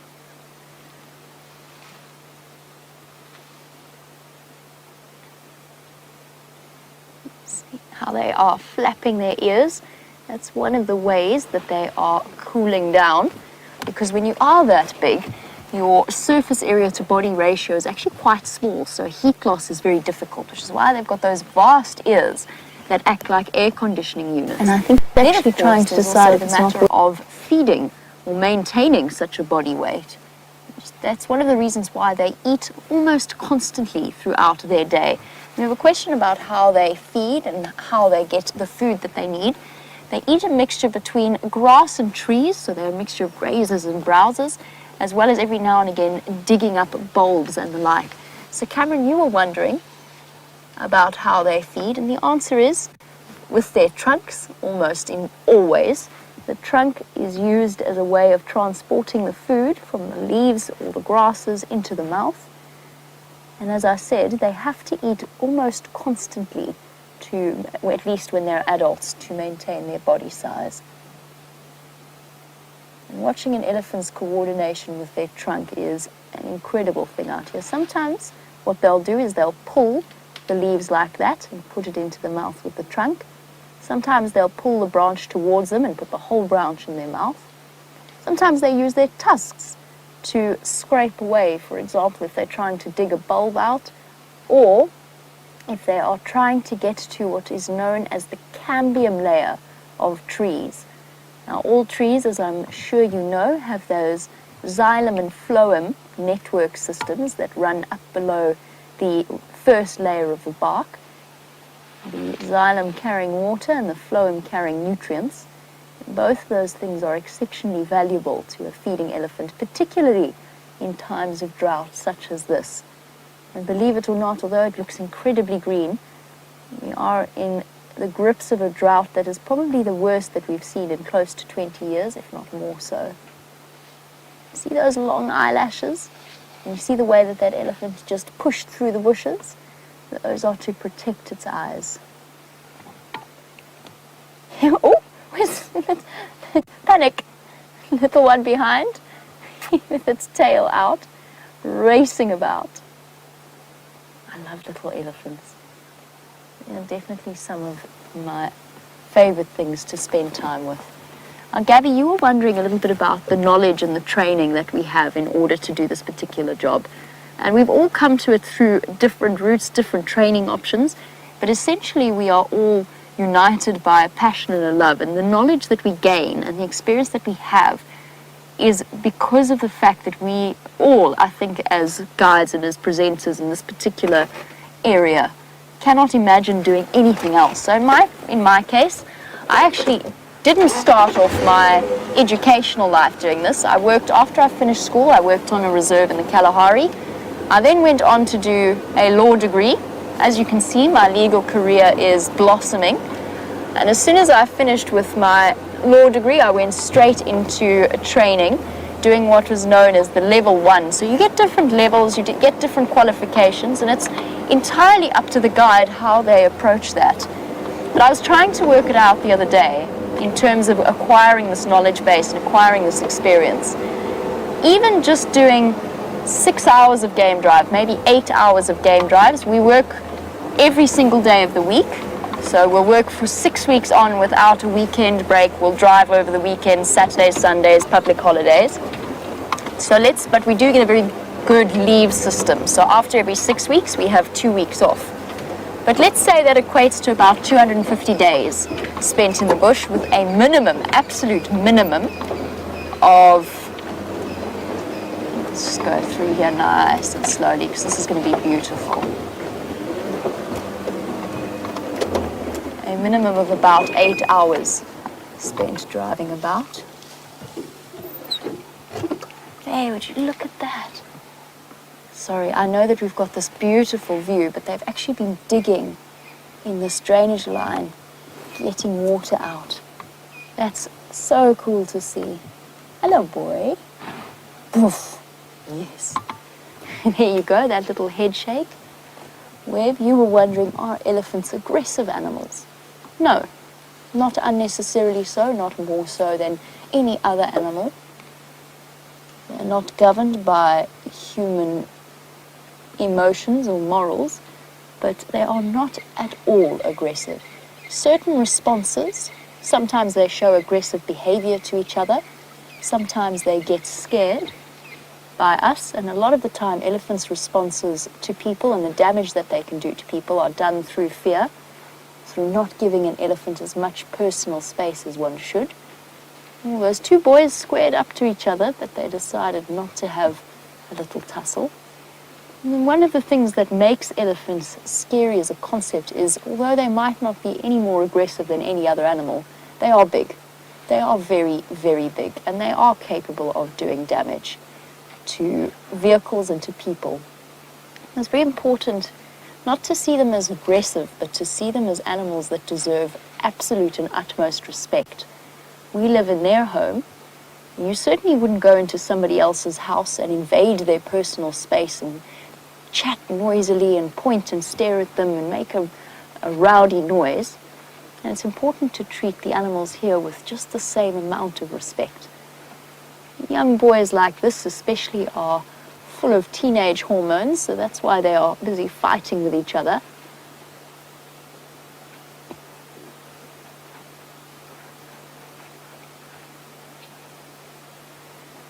Our camera's picked up on the fact that some of the elephants haven't got tusks. In this particular herd, it's only the babies that haven't yet started to grow their tusks. As you can see, these young boys have got tusks that are growing through, and tusks are modified teeth. They are modified in sizes, and they're currently using them to battle with each other. Or you're at a distinct disadvantage, little one, you're on a downhill. I'm just going to be quiet for a moment so you can hear them tussling. Look at that dust all over the place. So Cameron, an elephant has milk tusks just like we have milk teeth when they are young. It's hardly ever visible though. And it's only at about 3 years of age that they start to grow them. Now these boys don't have enormous tusks because they haven't had time for those tusks to grow to be enormous. Somebody wanting to give up the game and not really having an option. So an elephant's tusks will go throughout its life. There's a very small, about a 4% natural occurring percentage of elephants that do not grow tusks.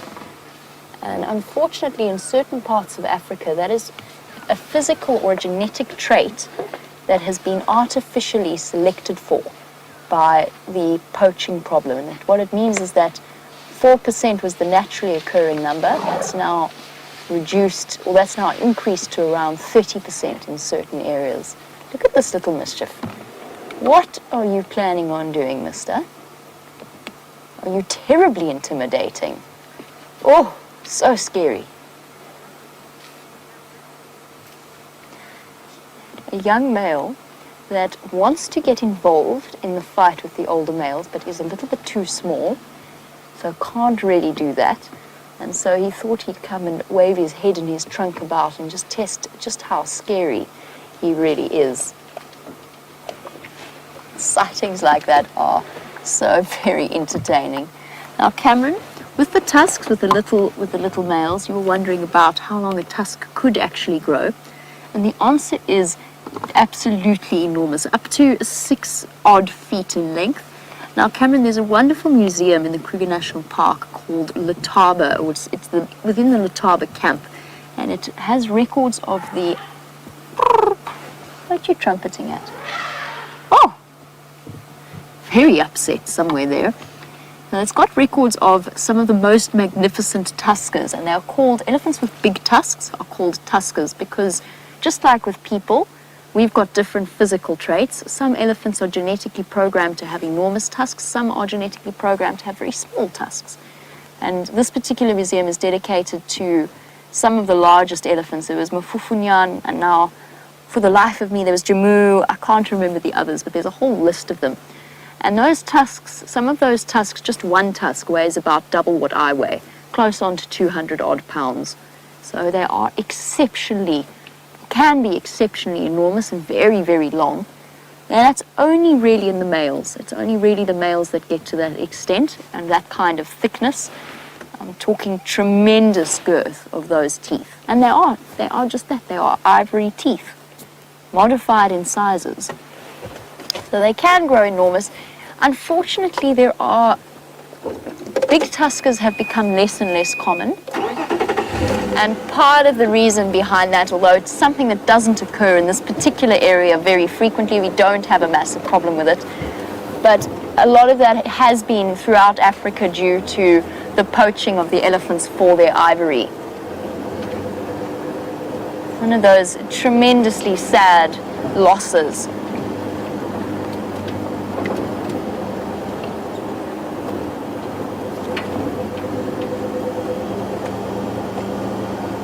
As we shuffle our way up nice and quietly. And again, it's always important to respect the boundaries of an elephant's personal space. And this is actually quite a nice angle because we get to look from a lower level than we might usually. These animals have got trying times ahead of them. It's one of the reasons why they have been a bit more stressed out than usual. We are, as I said, in the grips of the worst drought that has been seen at least in the last 20 years, probably the last 100 years. David was wondering about the potential effects of climate change on this area. Now, David, there's quite a long explanation behind the reason behind this drought and the lack of rain that we've had. But part of that can be referred to the effects of climate change. And just to give you an idea of just this one particular drought, we've had hardly any insect life. We have had it in the last few weeks just because there was a little bit of rain, but there was hardly any insect life. The migratory birds have all left far earlier than we would usually see them leave. So the bird species like cuckoos, woodlands kingfishers, even the white storks that fly all the way up towards Europe, those have all moved on far sooner than I've experienced it in a normal year with a normal rainfall pattern. Now, we're very fortunate in the area that we are. This is 4 million hectares of unfenced conservation area. 4 million hectares equates to roughly 4 million football fields. The size of this particular area is almost incomprehensibly large for a wildlife reserve. So these elephants will be able to cope with because the larger the area, the more an elephant can move, the more distance they can travel, the more they can adapt. But it is something that is going to hit them hard over the next few weeks. Look at this calf suckling.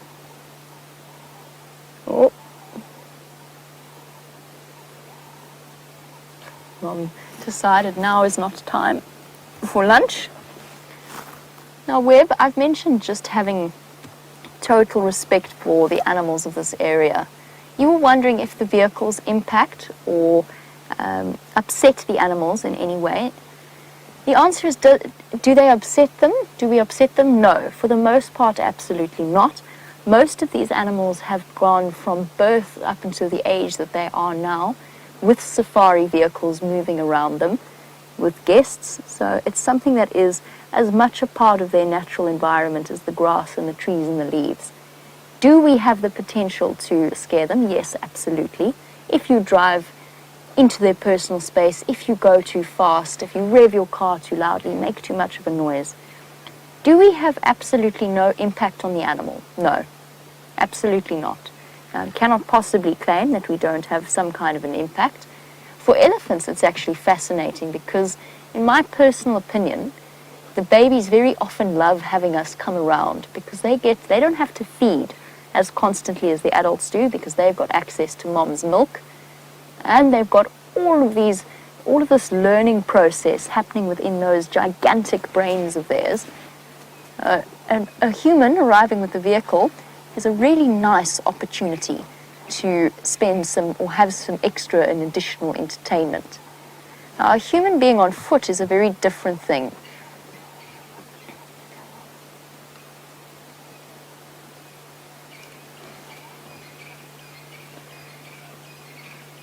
Being on foot is a very different thing, just to finish off that answer. We are an apex predator. Every single animal out here recognizes or responds to the human bipedal, so the upright stance on two legs form, with a certain degree of fear. That can be slowly habituated out of them, but almost every single animal here, if I were to get out of the car now and to walk towards these elephants, they would absolutely, chances are they would run away from me 9 times out of 10. They would be afraid of me. Now, Cameron, just to go back as we watch these guys feeding along the grass, you were wondering what kind of food. Oh, and Hannah as well. Sorry, Hannah. Hannah and Cameron were wondering about what kind of food an animal like this would need to sustain growth. An elephant, when it's born, is solely reliant on its mother's milk, as of course with most mammal species. They are weaned relatively late. It can take up to 1.5 years before they stop suckling, but they will start to eat solid food, just like toddlers, at about 6 months of age, usually the softer grass species. And from there, elephants are incredibly adaptable in terms of the food that they eat. And they are actually, I've been so distracted watching them, I haven't realized quite how far they've managed to get from us. We should go forward a little bit. So they're very, very adaptable feeders. They can eat most of the tree species out here, grasses, tubers, root systems, and bulbs, so orchid bulbs, anything like that will fall into their menu. As I said, the stripping away of bark to get to that cambium layer is a very important resource, particularly in winter or in dry seasons. So that's something that they're going to focus on more and more as we go further into this drought. Now, the fascinating thing about the way that an elephant feeds and maintains its growth and its body bulk, I said they have to continue eating throughout the day. Essentially, that's basically what they do with their day, is feed. Unless they're young, and they might play a little bit. But the fascinating thing about that is just think about the impact that chewing constantly for 22, 23 hours a day, because they don't need to sleep for as long as we do, just think about the impact that has on their teeth. An elephant has a fascinating approach to dealing with this. They have 4 molars in their mouths at any one time, but those molars wear down, and they essentially replace them once they have worn down. But they can only replace those molars once or 6 times throughout their life. Once they reach that 6th set, which is around 50 years of age, once that 6th set of molars has worn away, they find themselves struggling to chew their food properly. And that's one of the reasons why elephants will actually reach the end of their lifespan when they do. Most older elephants start to slowly lose condition because they're not digesting their food as well as they would like to. And you get more and more. And already an elephant's digestive system is quite an ineffective thing. They excrete or defecate at least 1/3 of what they eat.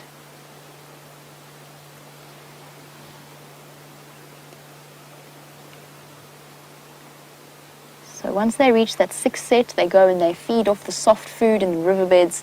And that's actually where stories about elephant graveyards come from. The idea that a lot of older elephants die around rivers where they've gone to get soft food. And when those rivers flood, they collect the bones all in one place. So elephants don't necessarily go to one place to die. They don't go wandering off and target a specific spot.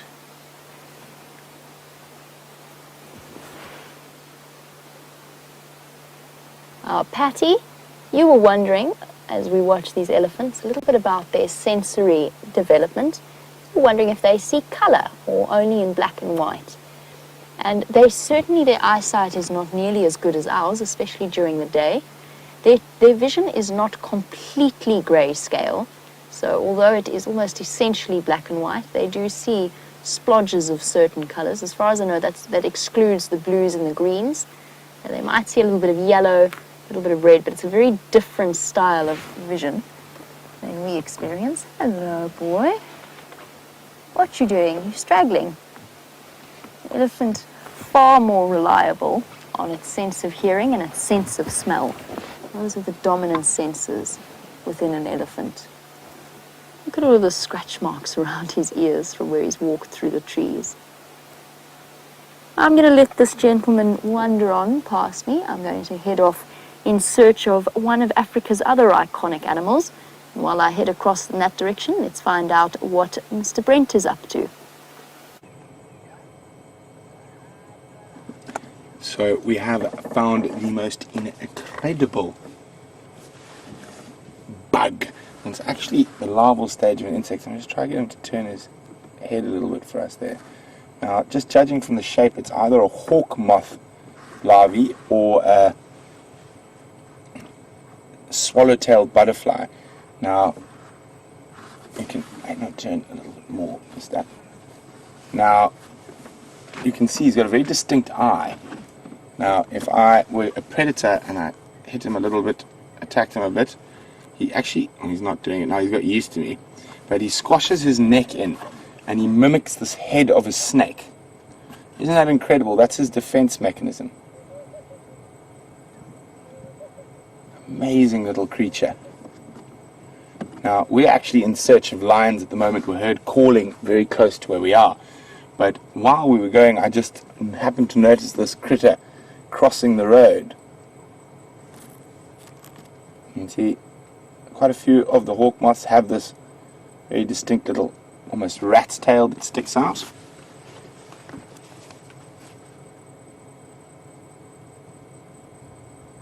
Now, it's very difficult often to find moth and butterfly, the exact species.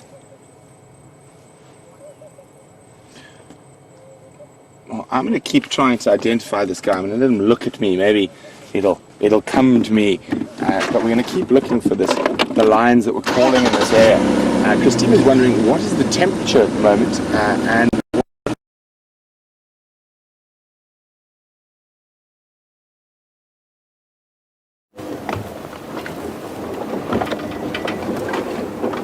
it seems as though Brent has just gone through something of a difficult signal patch, and that is all part and parcel of basically bringing a live safari to you all in this kind of environment. As you can imagine, the technology involved certainly beyond my understanding, but the technology involved is intense. I want to show you something. It's not the freshest example, but it's a nice example to go back to our discussion about elephants feeding.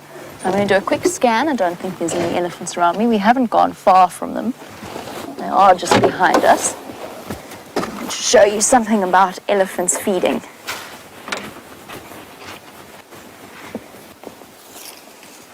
So this isn't very fresh. This is relatively old, but it does give you a nice example of the way in which, first of all, they have stripped a branch from here. You can see here where they've pulled it, you can actually see. You can imagine an elephant grabbing part of the tree and pulling and stripping away a branch here. And here they've actually, move it down a little bit. Here you can see where the ends have been chewed. So those have gone straight into the elephant's mouth, and it's munched away a little bit on it, and then dropped it, decided that they were done with that part. And then, if we go to the base of this particular branch, of this particular bush willow tree, have a look at this. Remember how we discussed about the cambium layer being one of the most important food items for an elephant during a drought or during winter, our dry season? This bark has been completely stripped away from the heartwood. They've gone munching away, and what they do essentially, it's fascinating to watch. It's like a conveyor belt. I'm not an elephant, but I kind of want to give you the idea. So they'll take it, they'll put it in their mouth like this, and they move their jaw down it, all the while using that very flexible trunk to hold the one side, and just strip away the bark until you end up with all that's left being this. This is a little bit old, it's a little bit sandy. You can even see from where the tooth, the sort of the food matter that had been crushed by the teeth is wound up around the branch, around the bark of the branch. But there you go.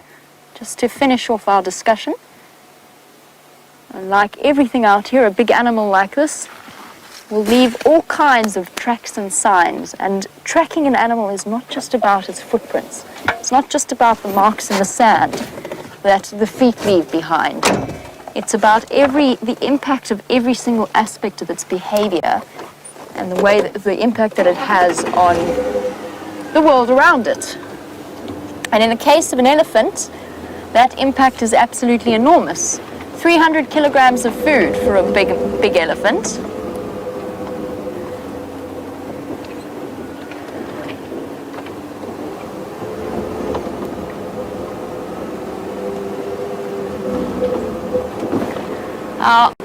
We spoke before about elephants being aggressive, and I said they're not necessarily aggressive, except in certain circumstances. It's important to remember that they are wild animals and they have the potential to be dangerous. And certainly respect and caution will get you 99% of the way, but occasionally things do just happen that are a little bit outside of your control. You come around the corner and there's an elephant there and he's upset with you. We do have a question about the predators of the Sabi Sands and whether or not we've ever felt threatened. So Annie and Matt, you were wondering about that. Threatened by predators? Abby and Matt, you were wondering about whether we've ever felt threatened. Yes, if my complete honest answer is yes, I have in the past. There is, when you first learn to guide and when you first spend time walking in the bush, there is an instinctive atavistic response, so a very primitive response to us. Because when a lion goes brr, when a lion properly growls at you, it is a sound that is indescribable and that takes you back to some kind of instinctive fear. And it's very important at moments like those to remember to never, ever, ever run away in a situation like that. There is hardly ever a circumstance in the bush where you should ever run because you trigger that chase instinct. So that's one of the most important ways of preventing a serious incident with one of the predators. With lions, if you are being charged on foot, the trick is to stare them down and to actually make yourself look as big and as scary as possible. With leopards, it's a little bit more complicated. A lot of the time, my approach has been to try and pretend I haven't seen them and to walk away as quickly as possible, to walk around them without looking directly at them. So two very different responses. But for the most part, predator attacks are incredibly rare. And we spend quite a lot of time tracking on foot, and occasionally we do bushwalks with our cameraman, and then we do make sure that we are well protected. And the most important part of that protection is to be constantly aware, constantly on alert, and constantly overcautious. You never ever want to approach an animal, you never want to take risks when approaching an animal on foot.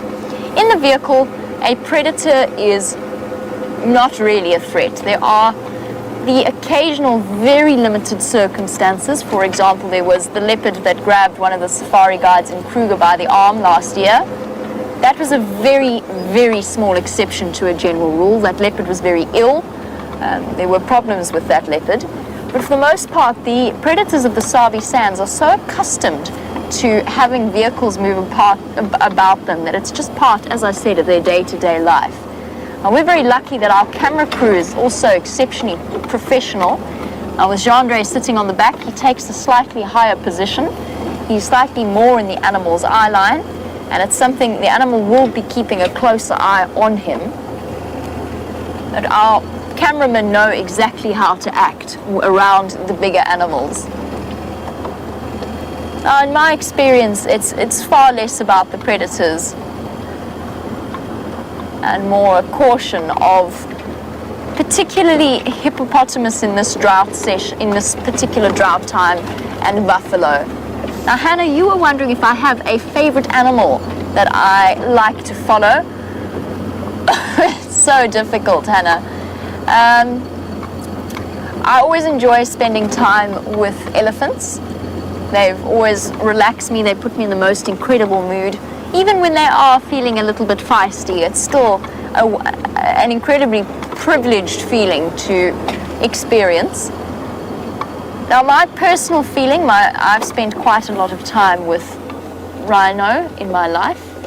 Now, we at Wild Earth do not show rhino due to the poaching problem. We do not want to make things any easier for the poachers of the world to find out where they are. It's also a statement against rhino poaching. That's one of my favorites. I'm going to get back to this question just to tell you what this antelope is, because you might have absolutely no idea. This is a kudu. K-U-D-U. A kudu. One of the larger antelope species, and in my opinion, one of the most graceful and beautiful. Yes, I'm talking about you, big girl. The females are completely hornless. The males have these glorious spiraling horns that extend up to 1.5 meters, so 4 to 5 feet above their heads. Much bulkier in size. They're part of a family of antelope species known as the spiral-horned antelope species. What sets our antelope apart from the deer that you might have seen around the States or around America is one of the biggest things is their horns. Of course, the female in this case doesn't have horns, but certain antelope species, the female does have horns. And horns are permanent, unlike antlers. They are made of solid bone with a keratin sheath that wraps around it. And once it starts growing from the top of their head at a couple of months old, it will continue to grow for the rest of they will continue to grow for the rest of their lives. In deer, those antler bases are made of modified and solidified blood vessels. A very different thing, but essentially, deer and antelope fill the same ecological niche in both the African bush and the Americas. Usually, when you see one kudu, when you stop for one kudu, there's usually a whole load more somewhere in the bushes, but I don't think I see any. Let's go forward a little bit. Perhaps there are some.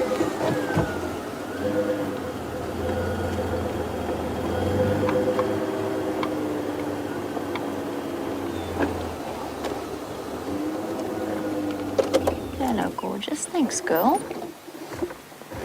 As we drew up to this particular sighting, she was in the process of licking her nose, and Michaela was wondering about how long this particular antelope's tongue is and what they eat.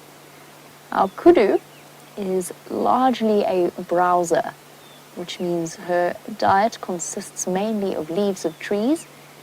She might, on the odd occasion, just because for some reason the animals refuse to read the biological textbooks, she might every now and again have a nibble on some grass. And I've even seen giraffe eating grass before, and they're meant to feed only on leaves. But her diet consists largely of various leaves of various trees, a lot of bush willow in this particular area, and her tongue is probably extends about 10 or so centimeters outside of her mouth, if not a little bit longer, let's say 15, which is, if you'll forgive my very poor conversion rate from metric to imperial, probably somewhere in the region of about 7 or so inches.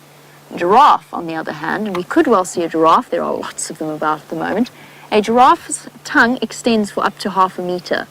So 50 centimeters, that is, 1/2 meter is a foot and a half in length. And that dexterity allows it to, like an elephant's trunk, wrap around the different leaf species that it wants and to strip them away from the branches. And she's actually disappeared off, and I am on my way somewhere. I'm hoping we're going to get there in time.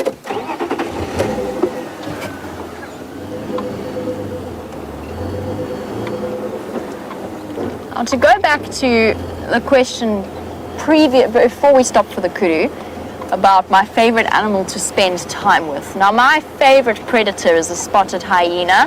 So, Hannah, I really enjoy spending time with spotted hyena, particularly at their den site with all of the cubs dashing about. That being said, there is a rarer predator out here that all of us get exceptionally excited when we see. And Webb, you were wondering about the rarer animals of this reserve. Yes, there are some very rare animals. There are some critically endangered animals. Now, the wild dog, the African wild dog, is South Africa's most endangered predator species. It's the second most endangered canid in Africa. There are under 500 left in South Africa alone, and within this Kruger National Park, the majority of that particular animal occurs here. There's between 194 to 197 individual wild dogs running around here.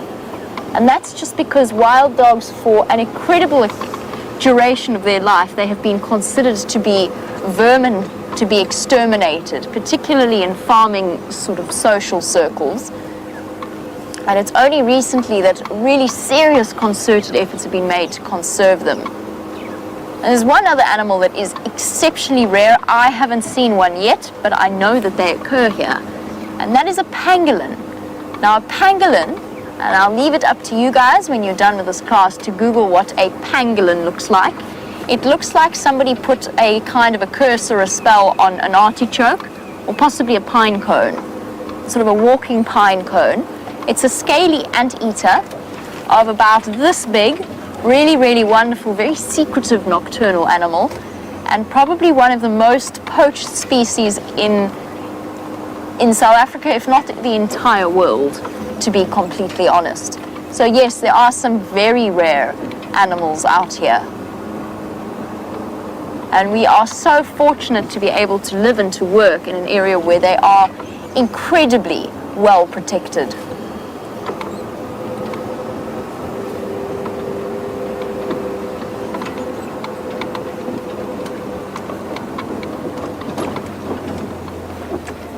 Our web, yes, absolutely.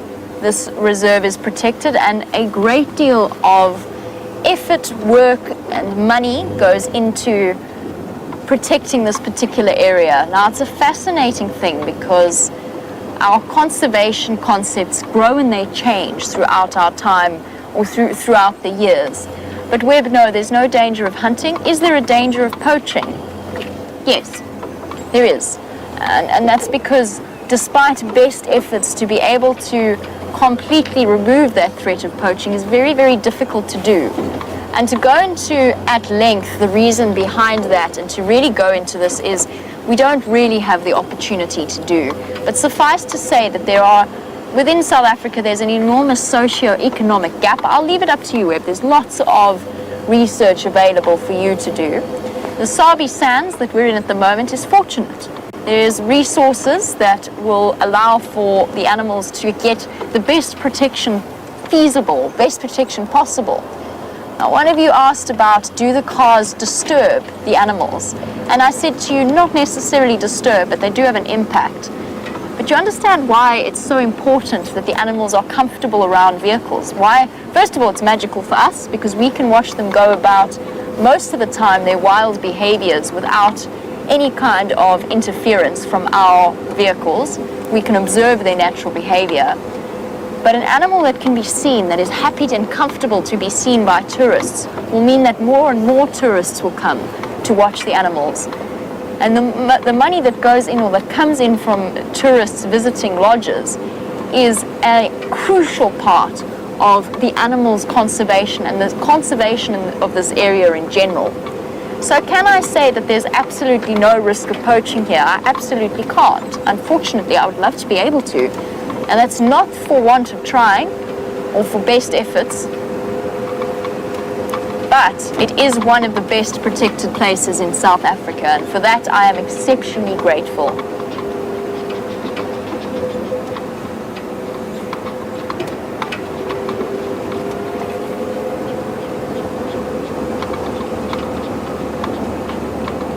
As we slowly make our way onto a different property, in this case a property known as Arathusa, Matt, you were wondering, do we live on the reserve?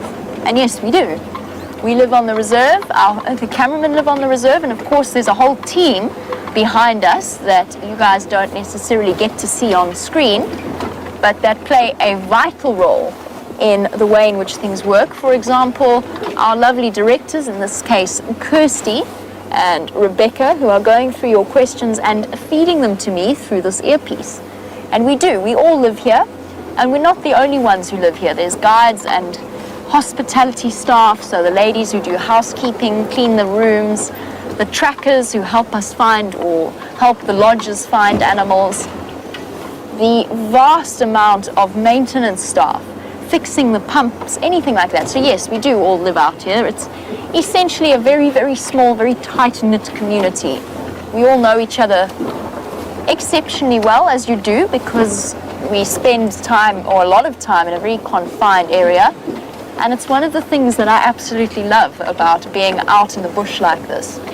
But that is one of the reasons why, after 6 weeks, a guide or whoever, whether it be a cameraman or whatever, whoever happens to be working out here, goes on leave and gets out of the reserve, because 6 weeks in a very confined space has the potential for producing cabin fever. It's important to get out, and to spend time away from the reserve before returning. Of course, bearing in mind that our mornings in summer start at around 4 o'clock in the morning. We're awake at about 4:45 in summer, and we finish around 7:30, something to 8. They're long days. Nevertheless, a lifestyle that I find I can't imagine living any other way, let's put it like that. Now just bear with me for 1 second. I need to get onto the Game Drive channel. And while I do, let's head over to Brent. I'm going to take you somewhere that I'm going to keep a surprise. So we're on what we call smoking hot leopard tracks. Fresh leopard tracks. We're just trying to figure out where this female's gone. So the last track we had was just behind us. So we're just going to check down the road in case she just went off to St. Martin territory and then came back onto the road. Oh, we have the elephants have pushed us branching our way.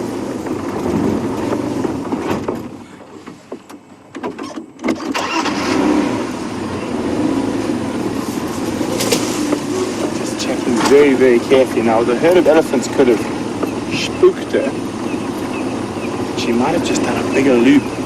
But when I say smoking hot tracks, these are within the last sort of half an hour. Fresh. There's no insect tracks on top of them. There's no sort of dove tracks, bird tracks on top of them. So sometime in the last sort of hour, she's walked. We've never seen before, being that we've just started utilizing cheetah plains.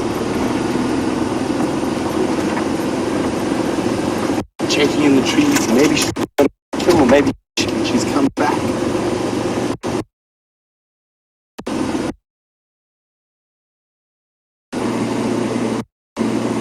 There we go, still on her tracks. She's come back to this junction. I'll try to find a nice clear track to show you now.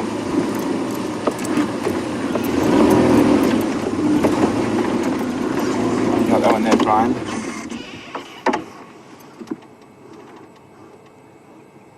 Okay, beautiful female leopard track.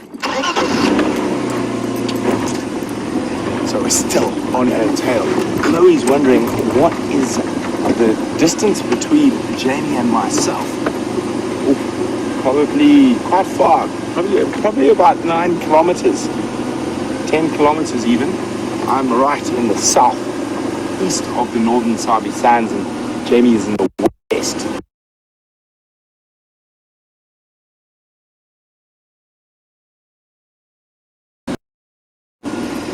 So this is where it's important to work as a team with your cameraman. So I got my head glued watching the footprints to see where she might leave, and Brian's checking.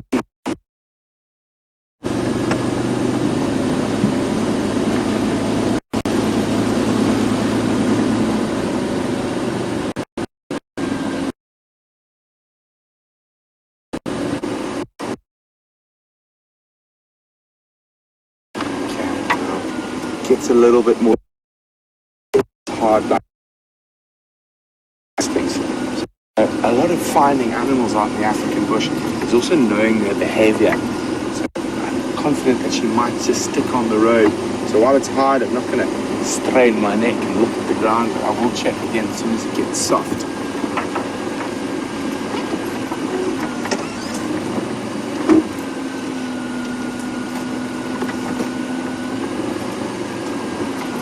Hyena tracks around here as well.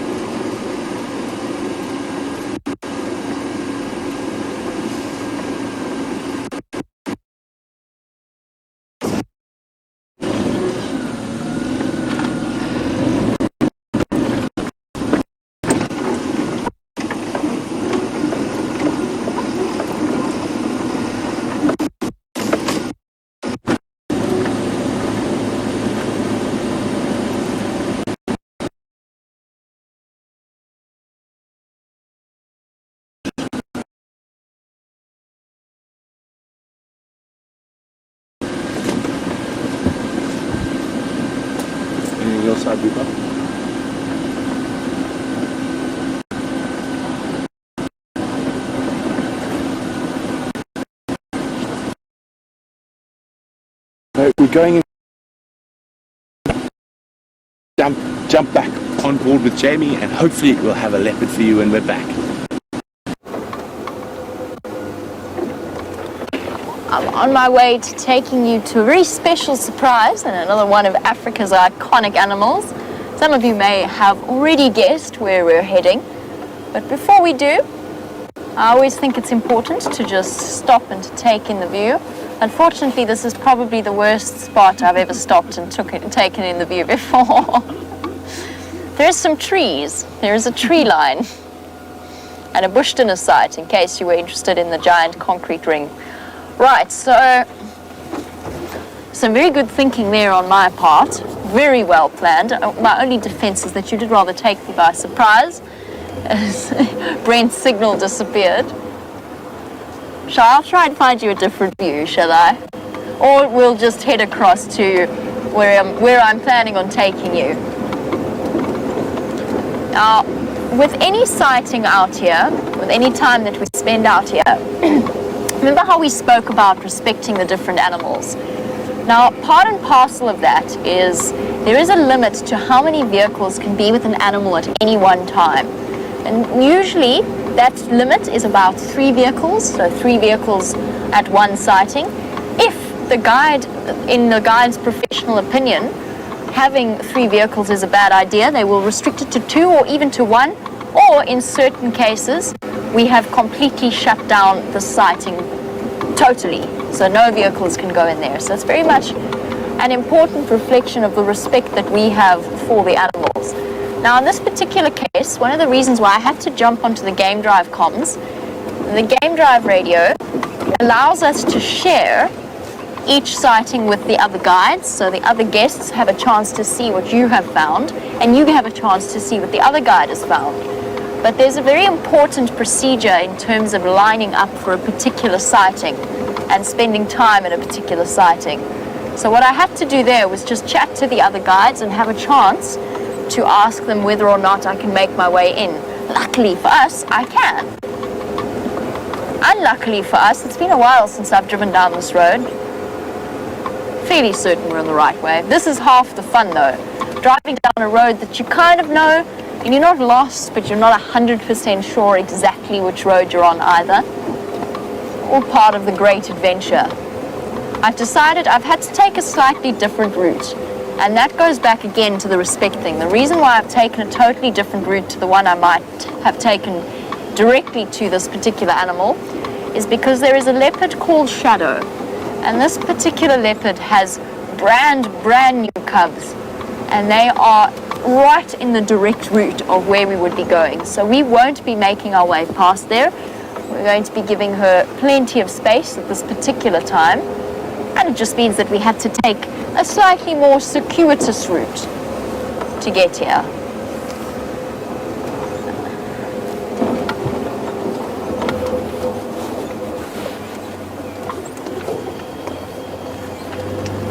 Now, Shadow is a particularly tiny leopard, and that's made very clear in her tracks. But apparently we were looking or talking about leopard tracks with Brent. And Gabby, you were wondering about how you can tell the sex of a leopard by his or her tracks. Most of the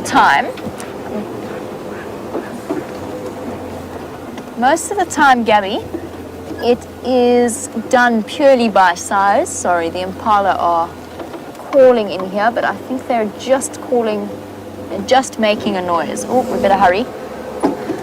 Sorry, no time to stop and stare. I hope you're not feeling terribly car sick, but we've got to go. Gabby, with the size, a male leopard's track is very often almost twice the size of the females, so much larger. But that, of course, isn't always the case, because what about a young leopard?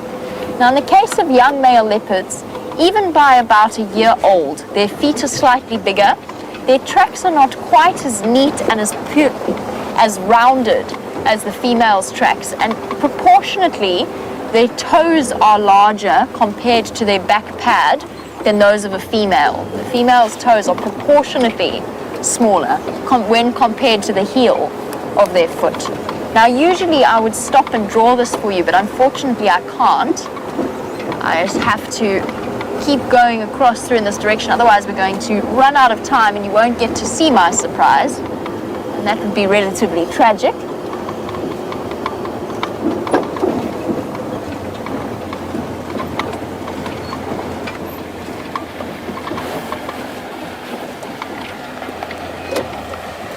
How's it?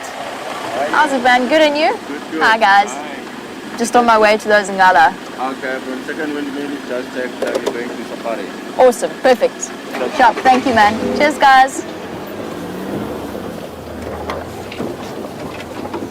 The word shop is actually sharp, although it isn't really pronounced like that at all. Shop in South African colloquialisms means good. Thank you. Hello. It means a lot of different things, but mostly it means awesome, thank you. Or that I've got it, thank you.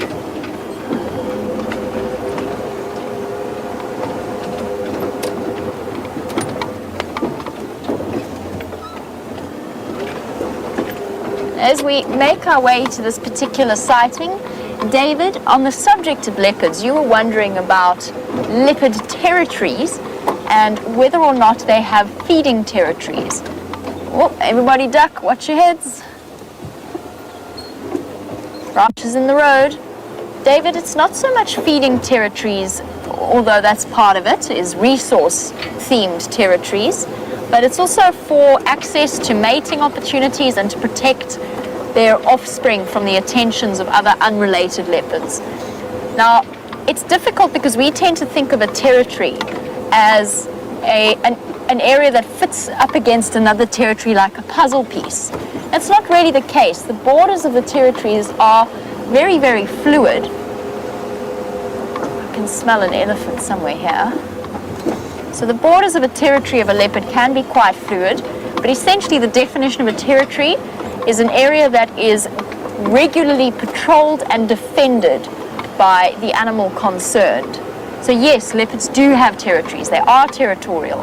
In the case of males, their territories are larger than the females and will overlap with several territories of several females because the males are not territorial towards females. And the females, vice versa, are territorial towards other females. They will keep other females out, but not with the males. And they will maintain their little area. In the cases of females with their daughters, very often what will happen is the daughter will establish her territory next to her mother, often taking or often given part of her mother's territory in that whole process, as was the case with Shadow and her mother, Karula.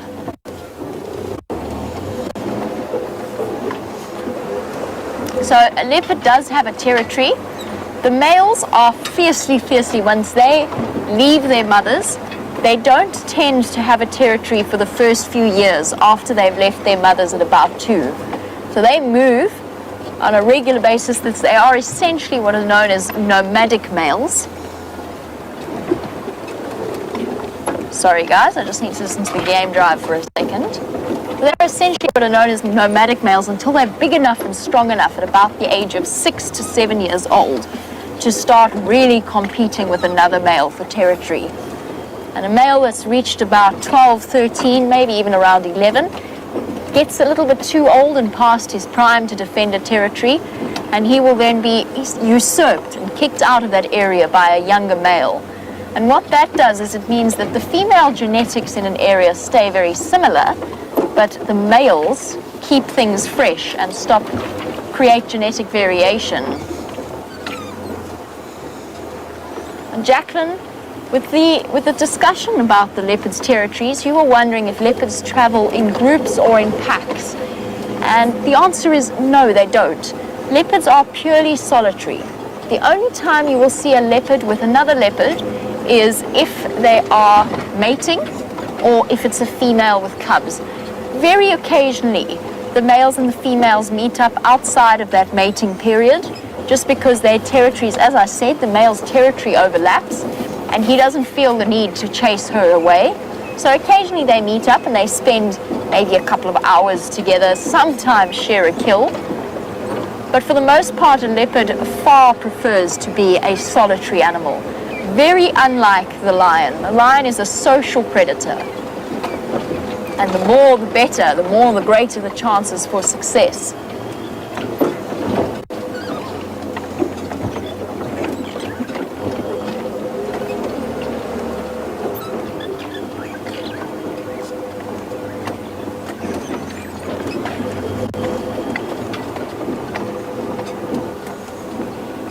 Cameron H., you were wondering how much a leopard would weigh when compared to a lion or even a baby lion. And just bear with me because I actually need to figure out where the sighting is and I'm not 100% sure and there's nobody there.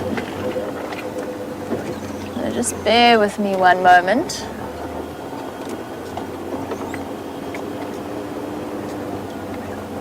They are somewhere here.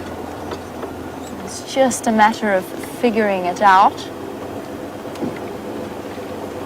But Cameron, in terms of a leopard weight, a female would probably be around 45 to 55 odd kilograms, which is in the region of just over 110, close to 120 pounds.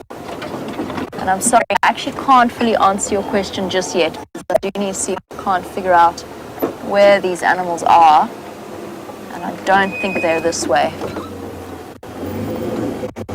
While I do, I'm going to send you across to Brent so I can concentrate and he can tell you a bit more about leopards and lions and how much they weigh. So unfortunately, those female leopard tracks headed off into this big area to the north right here, and is a to get out and track on foot. Now, this time of the day is actually called a and that means sort of dusk and dawn, both referred to as crepuscular times. And certain animal species, specifically wild dog and cheetah, it's their favorite time to hunt at sort of semi-light, before the lions and the leopards really get into the swing of things. It's one of the ways they try to avoid conflict with the bigger predators. Well, we haven't by any means given up on the hunt for leopards.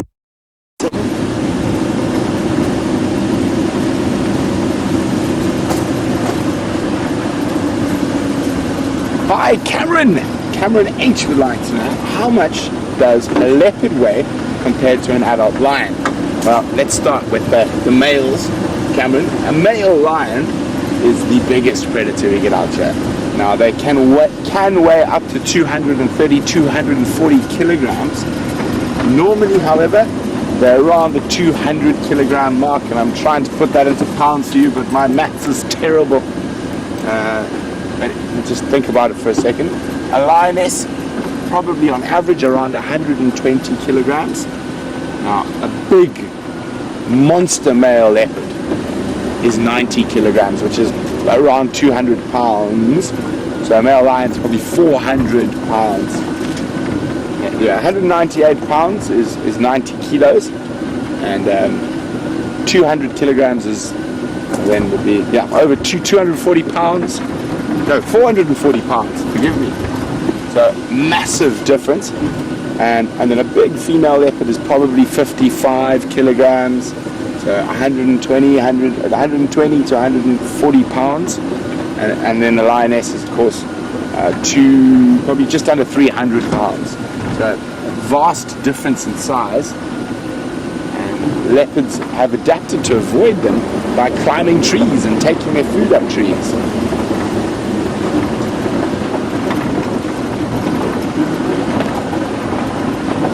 Michaela's wondering, what is a leopard's favorite food? Now, Michaela, it depends on where they are, but generally a leopard's favorite food is small to medium-sized antelope. So anything that is very small, from a little duiker or steenbok, something as big as an impala. Male leopards, in some cases, will take very big sub-adult kudu. I've even heard of a male leopard taking up a baby giraffe that probably weighs more than it. So very, very area specific, a lot of the food requirements as well. So where there are a lot of impala, you'll find impala makes up a lot of the diet. In some areas where there are no impala, springbok. So small to medium sized antelope.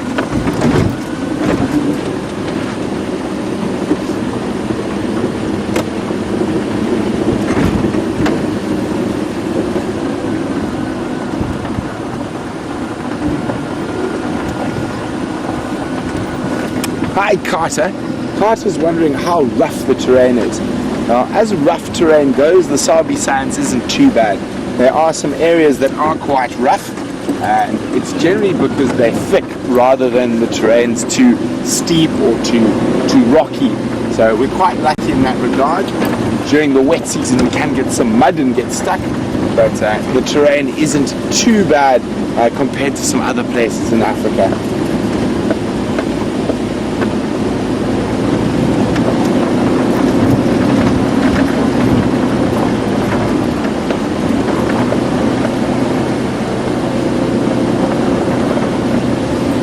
Mia would like to know if I've ever gotten lost considering the size of the reserve. Mia, even if I had, I wouldn't tell you. No, fortunately, I've never been lost in the Sabi Sands. I have been lost in Botswana in a much bigger reserve. Now, it's very difficult to get lost when on a clear night like tonight because we can see the stars and the moon and we can figure out direction from that. There we go, there's the moon. Well done, Brian. But also, to the west of us, we can't really show you now. So where the sun sets, there's a mountain range, and you can often see them just illuminated in the half light. When you get really lost in the bush, it's on a very dark, cloudy night where you can't see stars, and you can't make out anything around you. So also, if you get onto any high ground, you can actually see the lights of the villages not too far away, and that also helps you with your sense of direction. But I have been lost before in northern Botswana, and another place where let's not say lost, I was temporarily unaware of my exact position, is the way I like to think of it, where we used to get a lot of the time temporarily unaware of our position was when I was working in the rainforest in Gabon, and there everything looks the same and you're under a big canopy of trees, so you can't see the sky.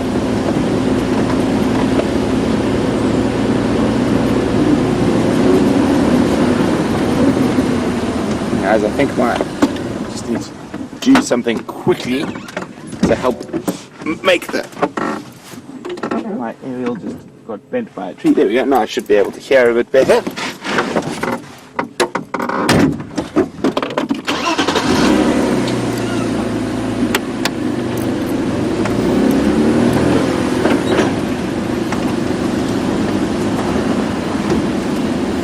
Well, Carter would like to know what is the largest reptile that lives in the reserve.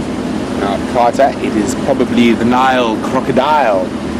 A really big Nile crocodile can weigh over a ton, so over 1,000 kilograms.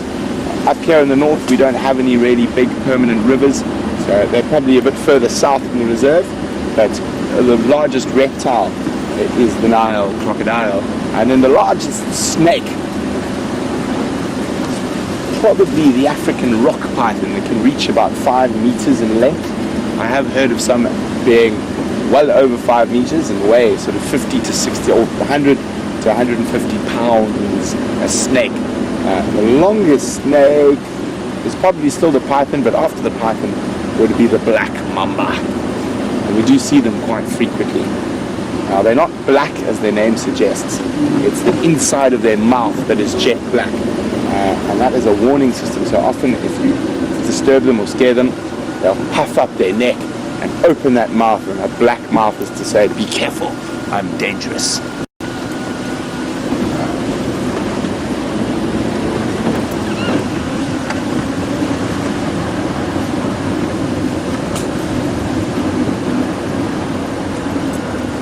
David is wondering, is my training very different or much different from Jamie, the other guide? Yes and no. It's quite a different one. I'm a bit different. David, I've pretty much lived in the bush my whole life. So I grew up in safari lodges in South Africa and Botswana and Zambia. And then after a brief stint in the city, I moved back to the bush, and I've been living in the bush ever since. So I got a lot of my training when I was a lot younger by the guides and trackers at the lodges that I grew up in. So very different type of training. I learned over a very long period of time from lots of different people. And David, your training never ends. I definitely don't consider myself fully trained. I learn something new every day. And there's always something unbelievable, fantastic to try find and discover, so we can find something new.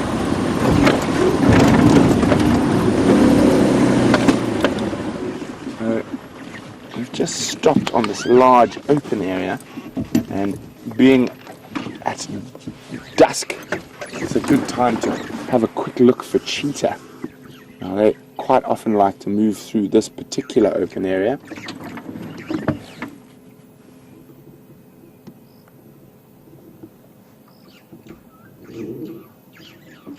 And I did see some ostriches here a bit earlier in the day, and cheetah really like to eat ostriches.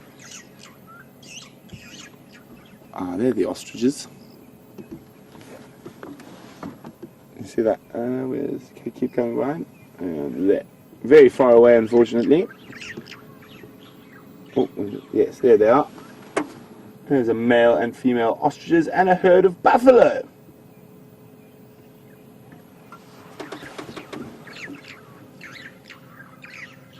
You can hear the starlings around us about to go to bed, the very bright blue birds, but the very, very noisy and raucous call.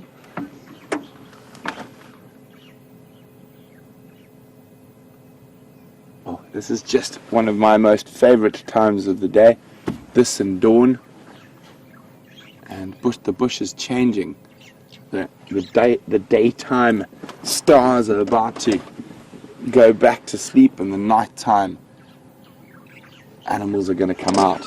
And hopefully we might find you a few of those as it gets dark and we use our spotlights. So we're still in search of a predator, and hopefully between Jamie and myself, one of us will be able to find you one.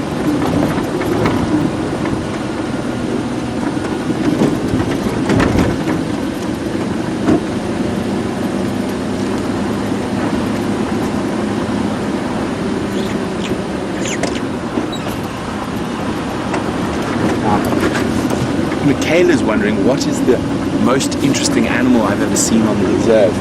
Oh, Michaela, now that's a question.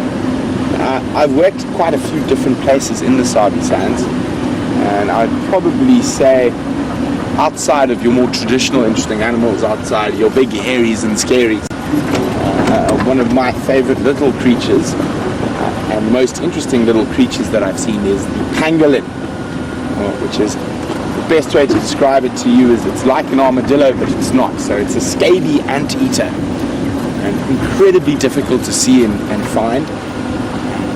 We haven't seen one since I've been at Safari Live, but Brian and I always have our fingers crossed. So it looks like Jamie's beaten me to the predators. She's got lions on the move, so let's go have a look.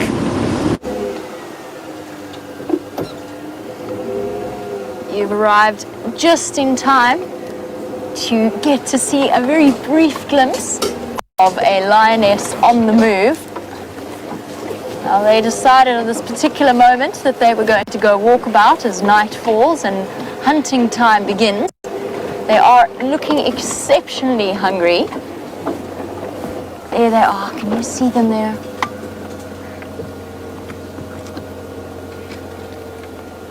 Through the bushes. Awesome. I'm glad we managed to have a chance to see them. They just decided to go walk about as we attempted to get there. There you go, Jasmine. This is actually a whole pride of lions. And yes, they do move about in not what we would call packs, so not like a pack of wolves, but essentially the same thing, which is a pride. That is made up of a group of related females and their offspring.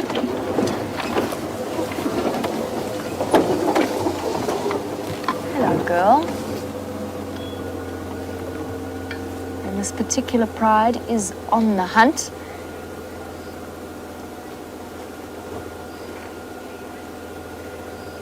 David You were wondering as they head out on the hunt if they are nocturnal predators.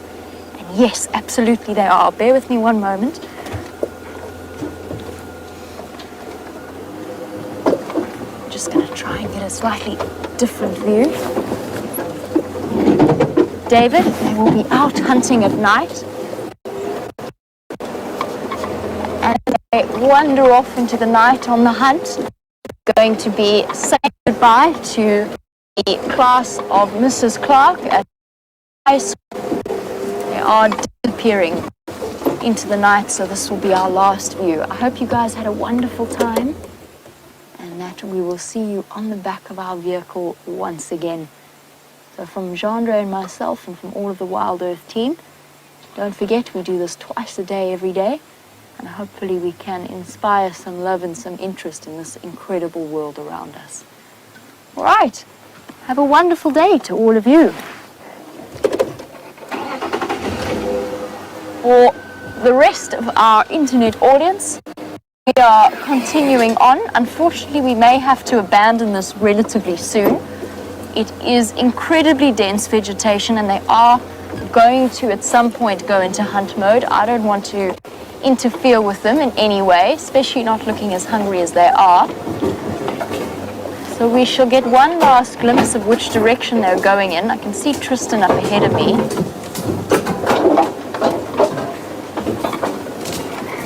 I'm just going to make sure he can tell me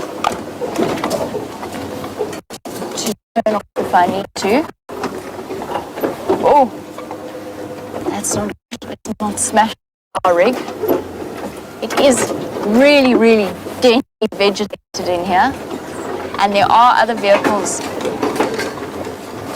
wanting to come and join us.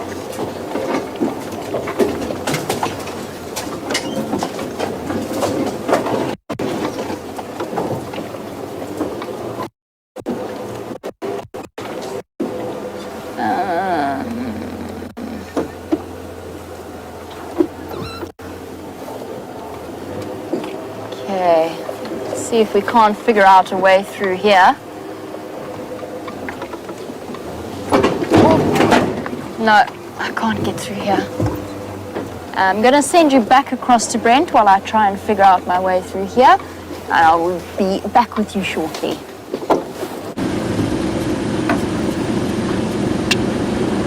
So we've come back into that area where Canyon might be. Just checking carefully. I'm also checking in case any weird and wonderful creature comes out of the Kruger. Now also on these nice big open areas as it comes to dark, we might get a chance to see civet, serval, white-tailed mongoose.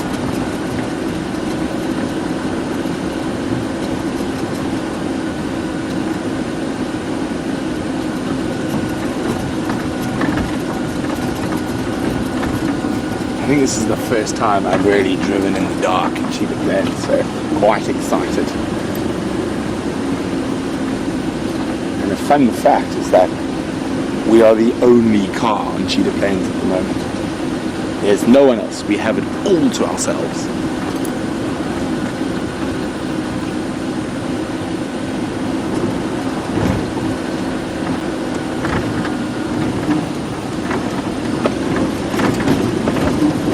Now is go back and check the water holes. Now it's a bit darker, maybe something's come out for a drink.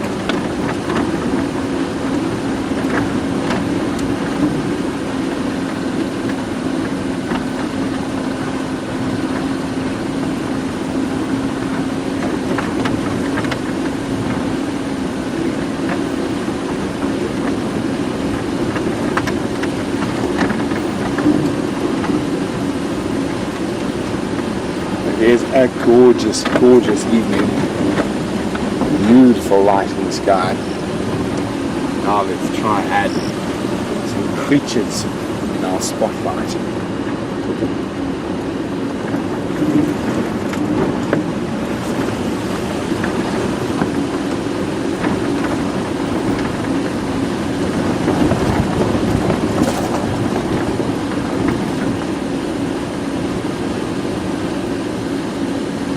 Feel the temperature drop as we move towards this little river system.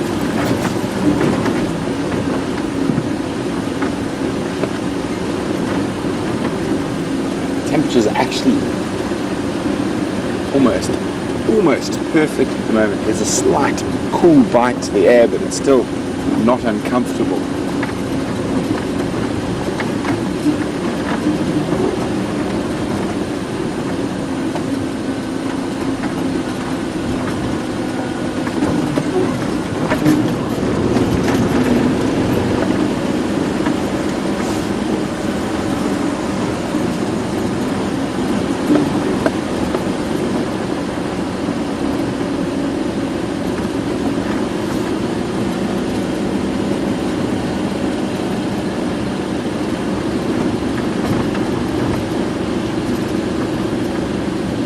For me, a really special part of the African bush only comes alive at night.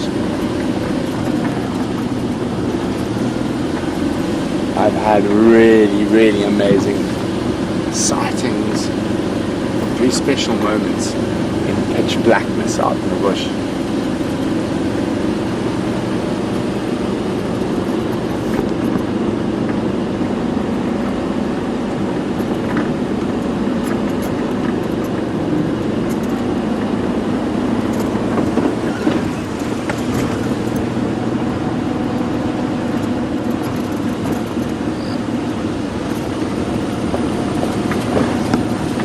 Curious one says she always worries that the land is going to fall into the ditch when it's dark. Well, if it does, we will just take out the high lift jack and unstuck ourselves. So don't worry. Hopefully I will see it in the headlights first. But it is one of those things that happens, and it can happen during the day just as easily as at night. I'm more worried about hitting a big stump at night than falling into a hole.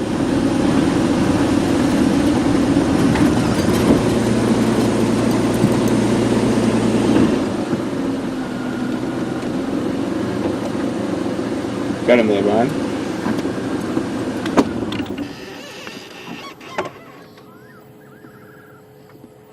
There's a little African vagrant butterfly having a snooze. Oh, what else you got there, Brian? Oh, a stink bug.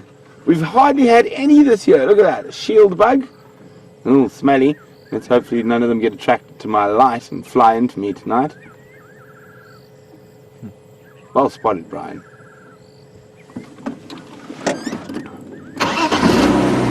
So, ooh, I've got an eye through there. Let's go have a look.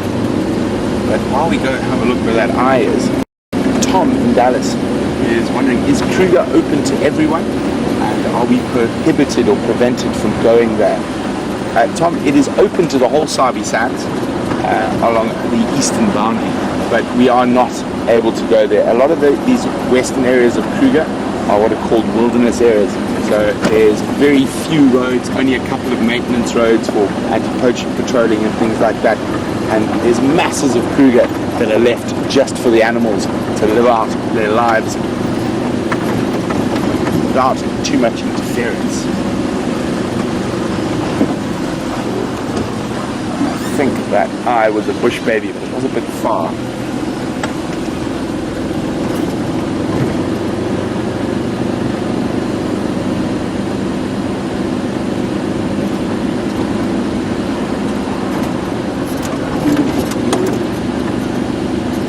Penny's spot on. She could hear a fiery neck nightjar calling. What I'm going to do is I'm going to head out into this big open area to the south of me here, and we're going to stop and listen. Maybe we'll actually get treated to a call I don't think I've ever heard on Safari Live, but I know James has seen the culprit on his first trip down here, the black-backed jackal. One of my all-time favourite calls, although my impression wasn't very good.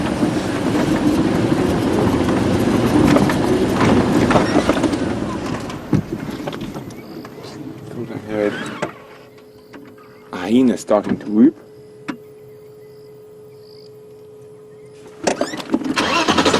Yes, I heard some upset lapwings.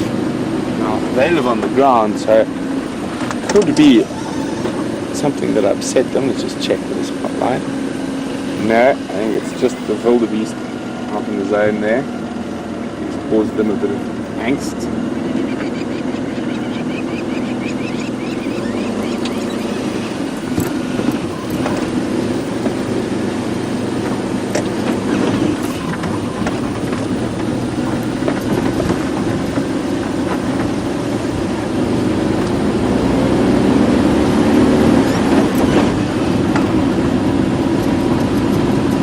Some more eyes in the distance there towards the cheetah plains hand.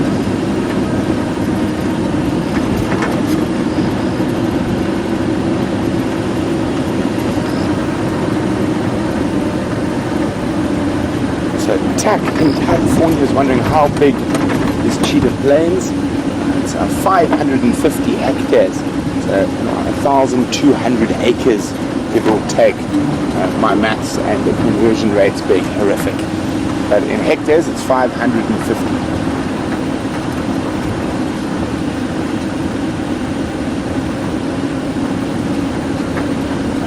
Here's the little river system that Ephraim thinks Canyon might be in. So very close to the water at Cheetah Plains hand.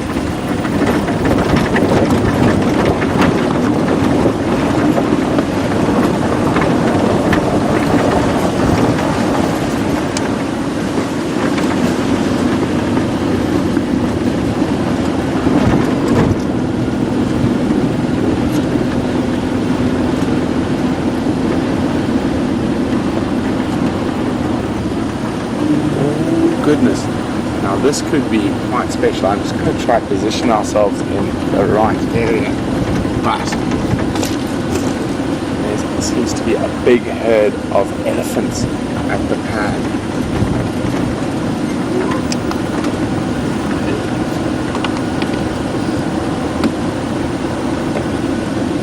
Turning off my headlights. Sometimes it's fantastic to listen for a few seconds. For some reason, a very dull sideline on.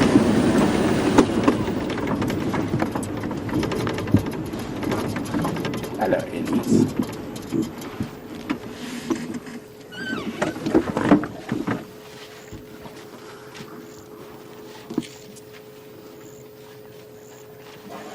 You can hear a Scots owlet, a fiery-necked nightjar in the distance.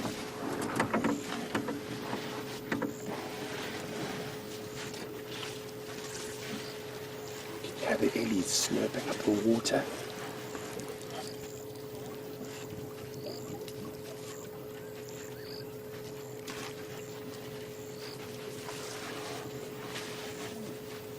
The little one's having a drink from Mom, and he's already had a drink from the pad.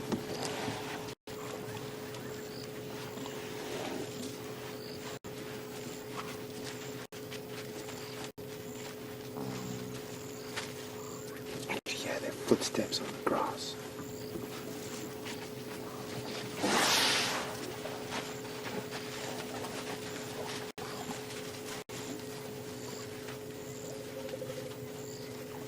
That blow up.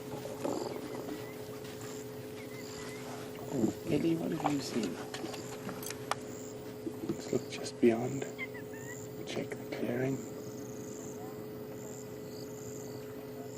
The ellie looked like it had seen something, so I'm just checking beyond them. Nope, maybe it heard something. And as these guys disappear off into the darkness, let's go see what Jamie's up to.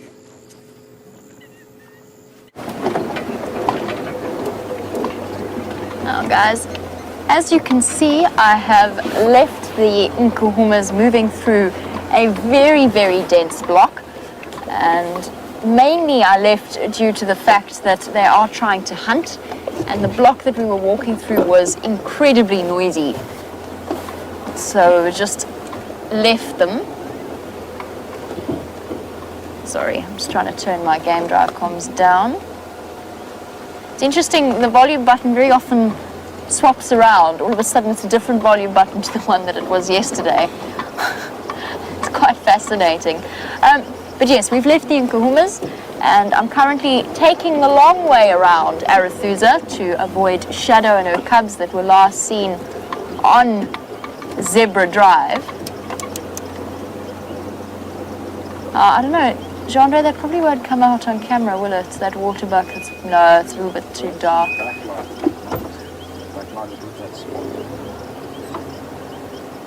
No. It was a nice idea.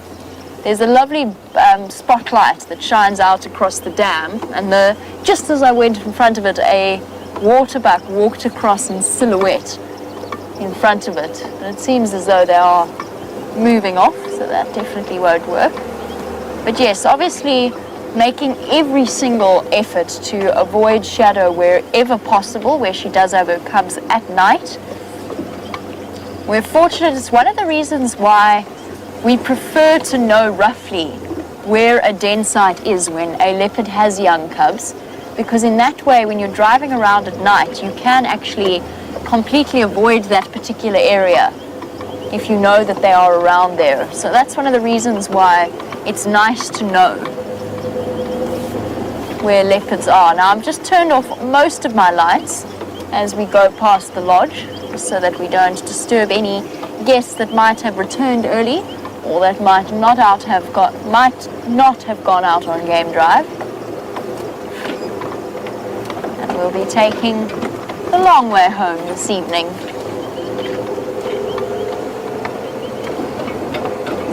Now, I did see Shadow this afternoon.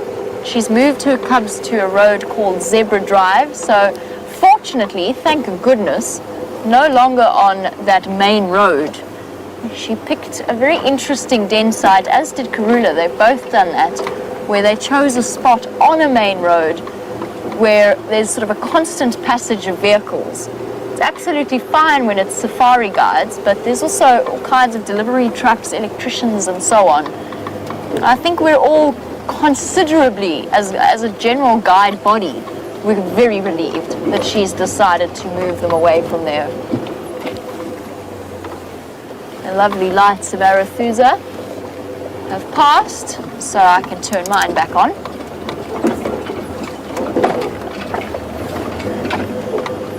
And let's see what other wonders we can find as night descends. We'll just have to wait for tomorrow morning to find out if Inkahumas were successful.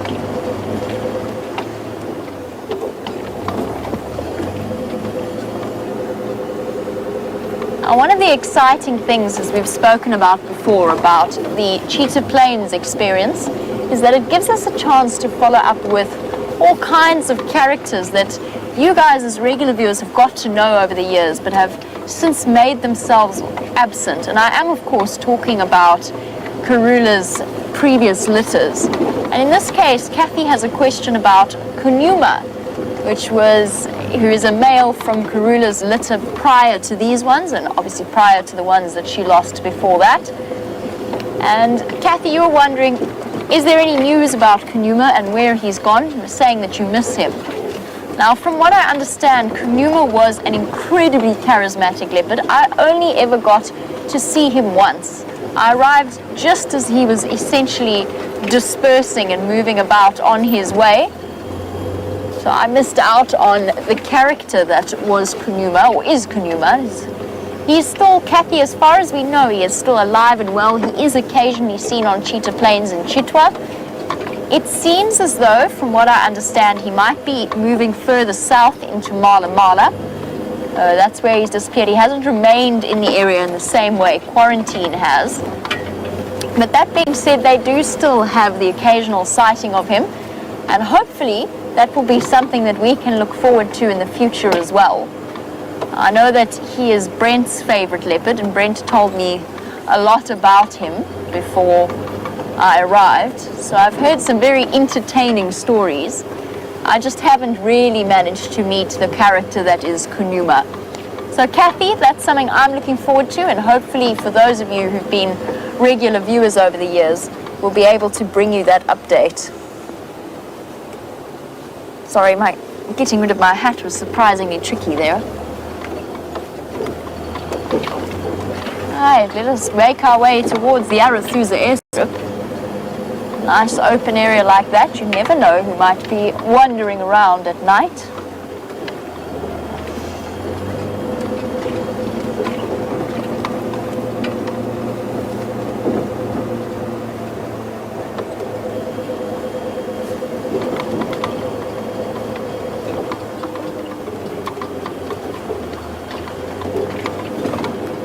Dan, you were wondering about our radio terminology and the fact that you can't find the translate that translates Ngala to lion.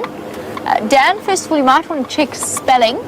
There is a silent, not quite silent N, Ngala, Ngala. However, it is not a word that is actually the local translation of lion in this area. It is a word that has come to be utilized as part of game drive. What's the word? Not vocabulary. What's the word where you... Terminology. Thank you very much, Andre. I really don't know what I would do without you. Terminology. It's game drive terminology. It's more Zulu and Xhosa in origin, so further south of the country. And in fact, for most of this region, the languages spoken in this region, we're sort of in the Shangaan area. And if you move further to the west of where we are, you start going into the Sotho and Sepedi areas, where a lion is actually Tau. T-A-U, not Ngala. It's Tau. Now, a lot of the words are very similar in the various dialects of South Africa, not dialects, the various languages of South Africa. So, for example, Ingwe, in different forms, either way, you can hear that sort of common root to refer to a leopard. But there are some really, truly fundamental differences. And we talk in that particular terminology on the Game Drive channel. It's become standardized throughout South African lodges, or through most South African lodges. That being said, sometimes I completely slip up and I speak English on the Game Drive channel. That has happened to me before. I know James very regularly speaks English, not because his grasp, of all of us, his grasp of local languages is far more advanced. He is essentially fluent.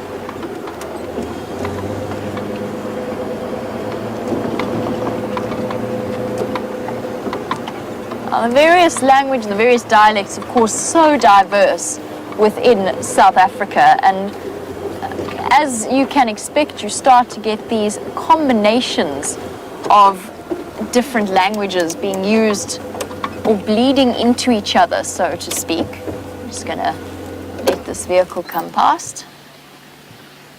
Just bear with me for 1 second. Just turned off all my lights so we don't blind everybody.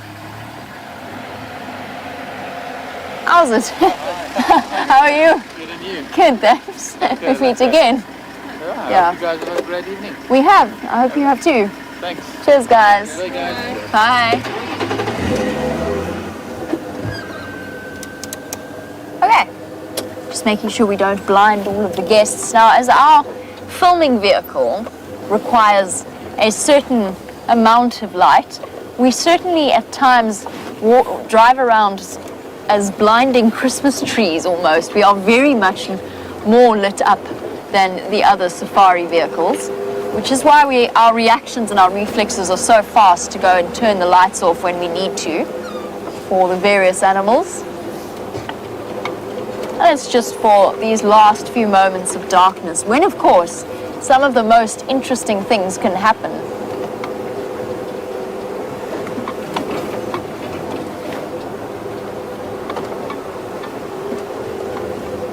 As we drive around with our spotlights, Dave, who's watching in Florida, was wondering why it is we can light up the lions, but not the hyena. And there's a lot of different explanations, Dave. So with our spotlight, it's very important to utilize it ethically, which is why we don't shine on daytime animals. But as of course you've realized, a hyena is not a daytime animal. The only time we don't use a spotlight on the hyenas is actually at the den site itself. We will shine a spotlight on a hyena if it is an adult and if it is away from the den.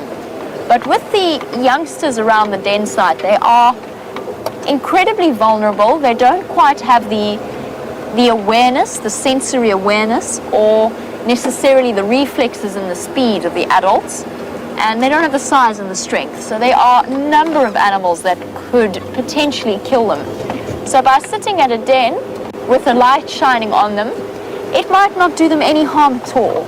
Their eyes certainly won't be in any way damaged, their night vision won't be compromised, but it's just that extra level of distraction at a time when most of their nocturnal predators are moving about that we, as a policy, do not do. We don't sit with our spotlights on the hyena den. Well, I'm glad we got to spend a very brief amount of time with the Nkuhumas. We'll have to catch up with them tomorrow morning for the sunrise safari.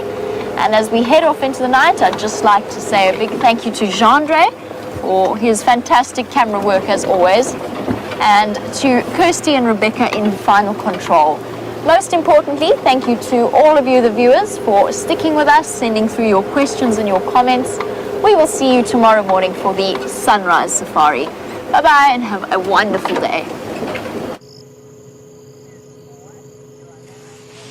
So, after those elephants disappeared, Brian and I just decided to sit and listen and enjoy. And we've heard two nightjar species. One we haven't heard of quite a long time, but I'm sure you know, which is the square-tailed or Mozambique. I call it the generator bird.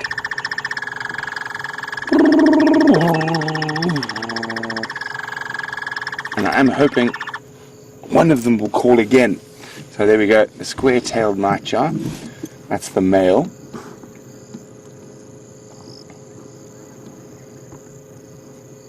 And all white outer tail feathers. The female has got rufous ones. There's a little female. Very pretty. But the other one, which is more exciting, that we're going to have to try find for you, because I think it might be a new species for a lot of people, is the freckled nightjar. And he has a very, very distinct call.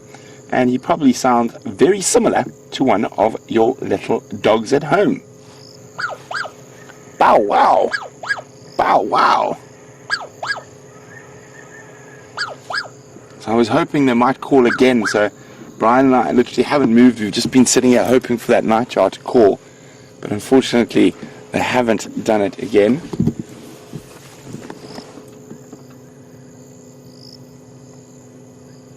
But there's a sort of change to the night at this time of the year as the insects sort of numbers decrease a little bit.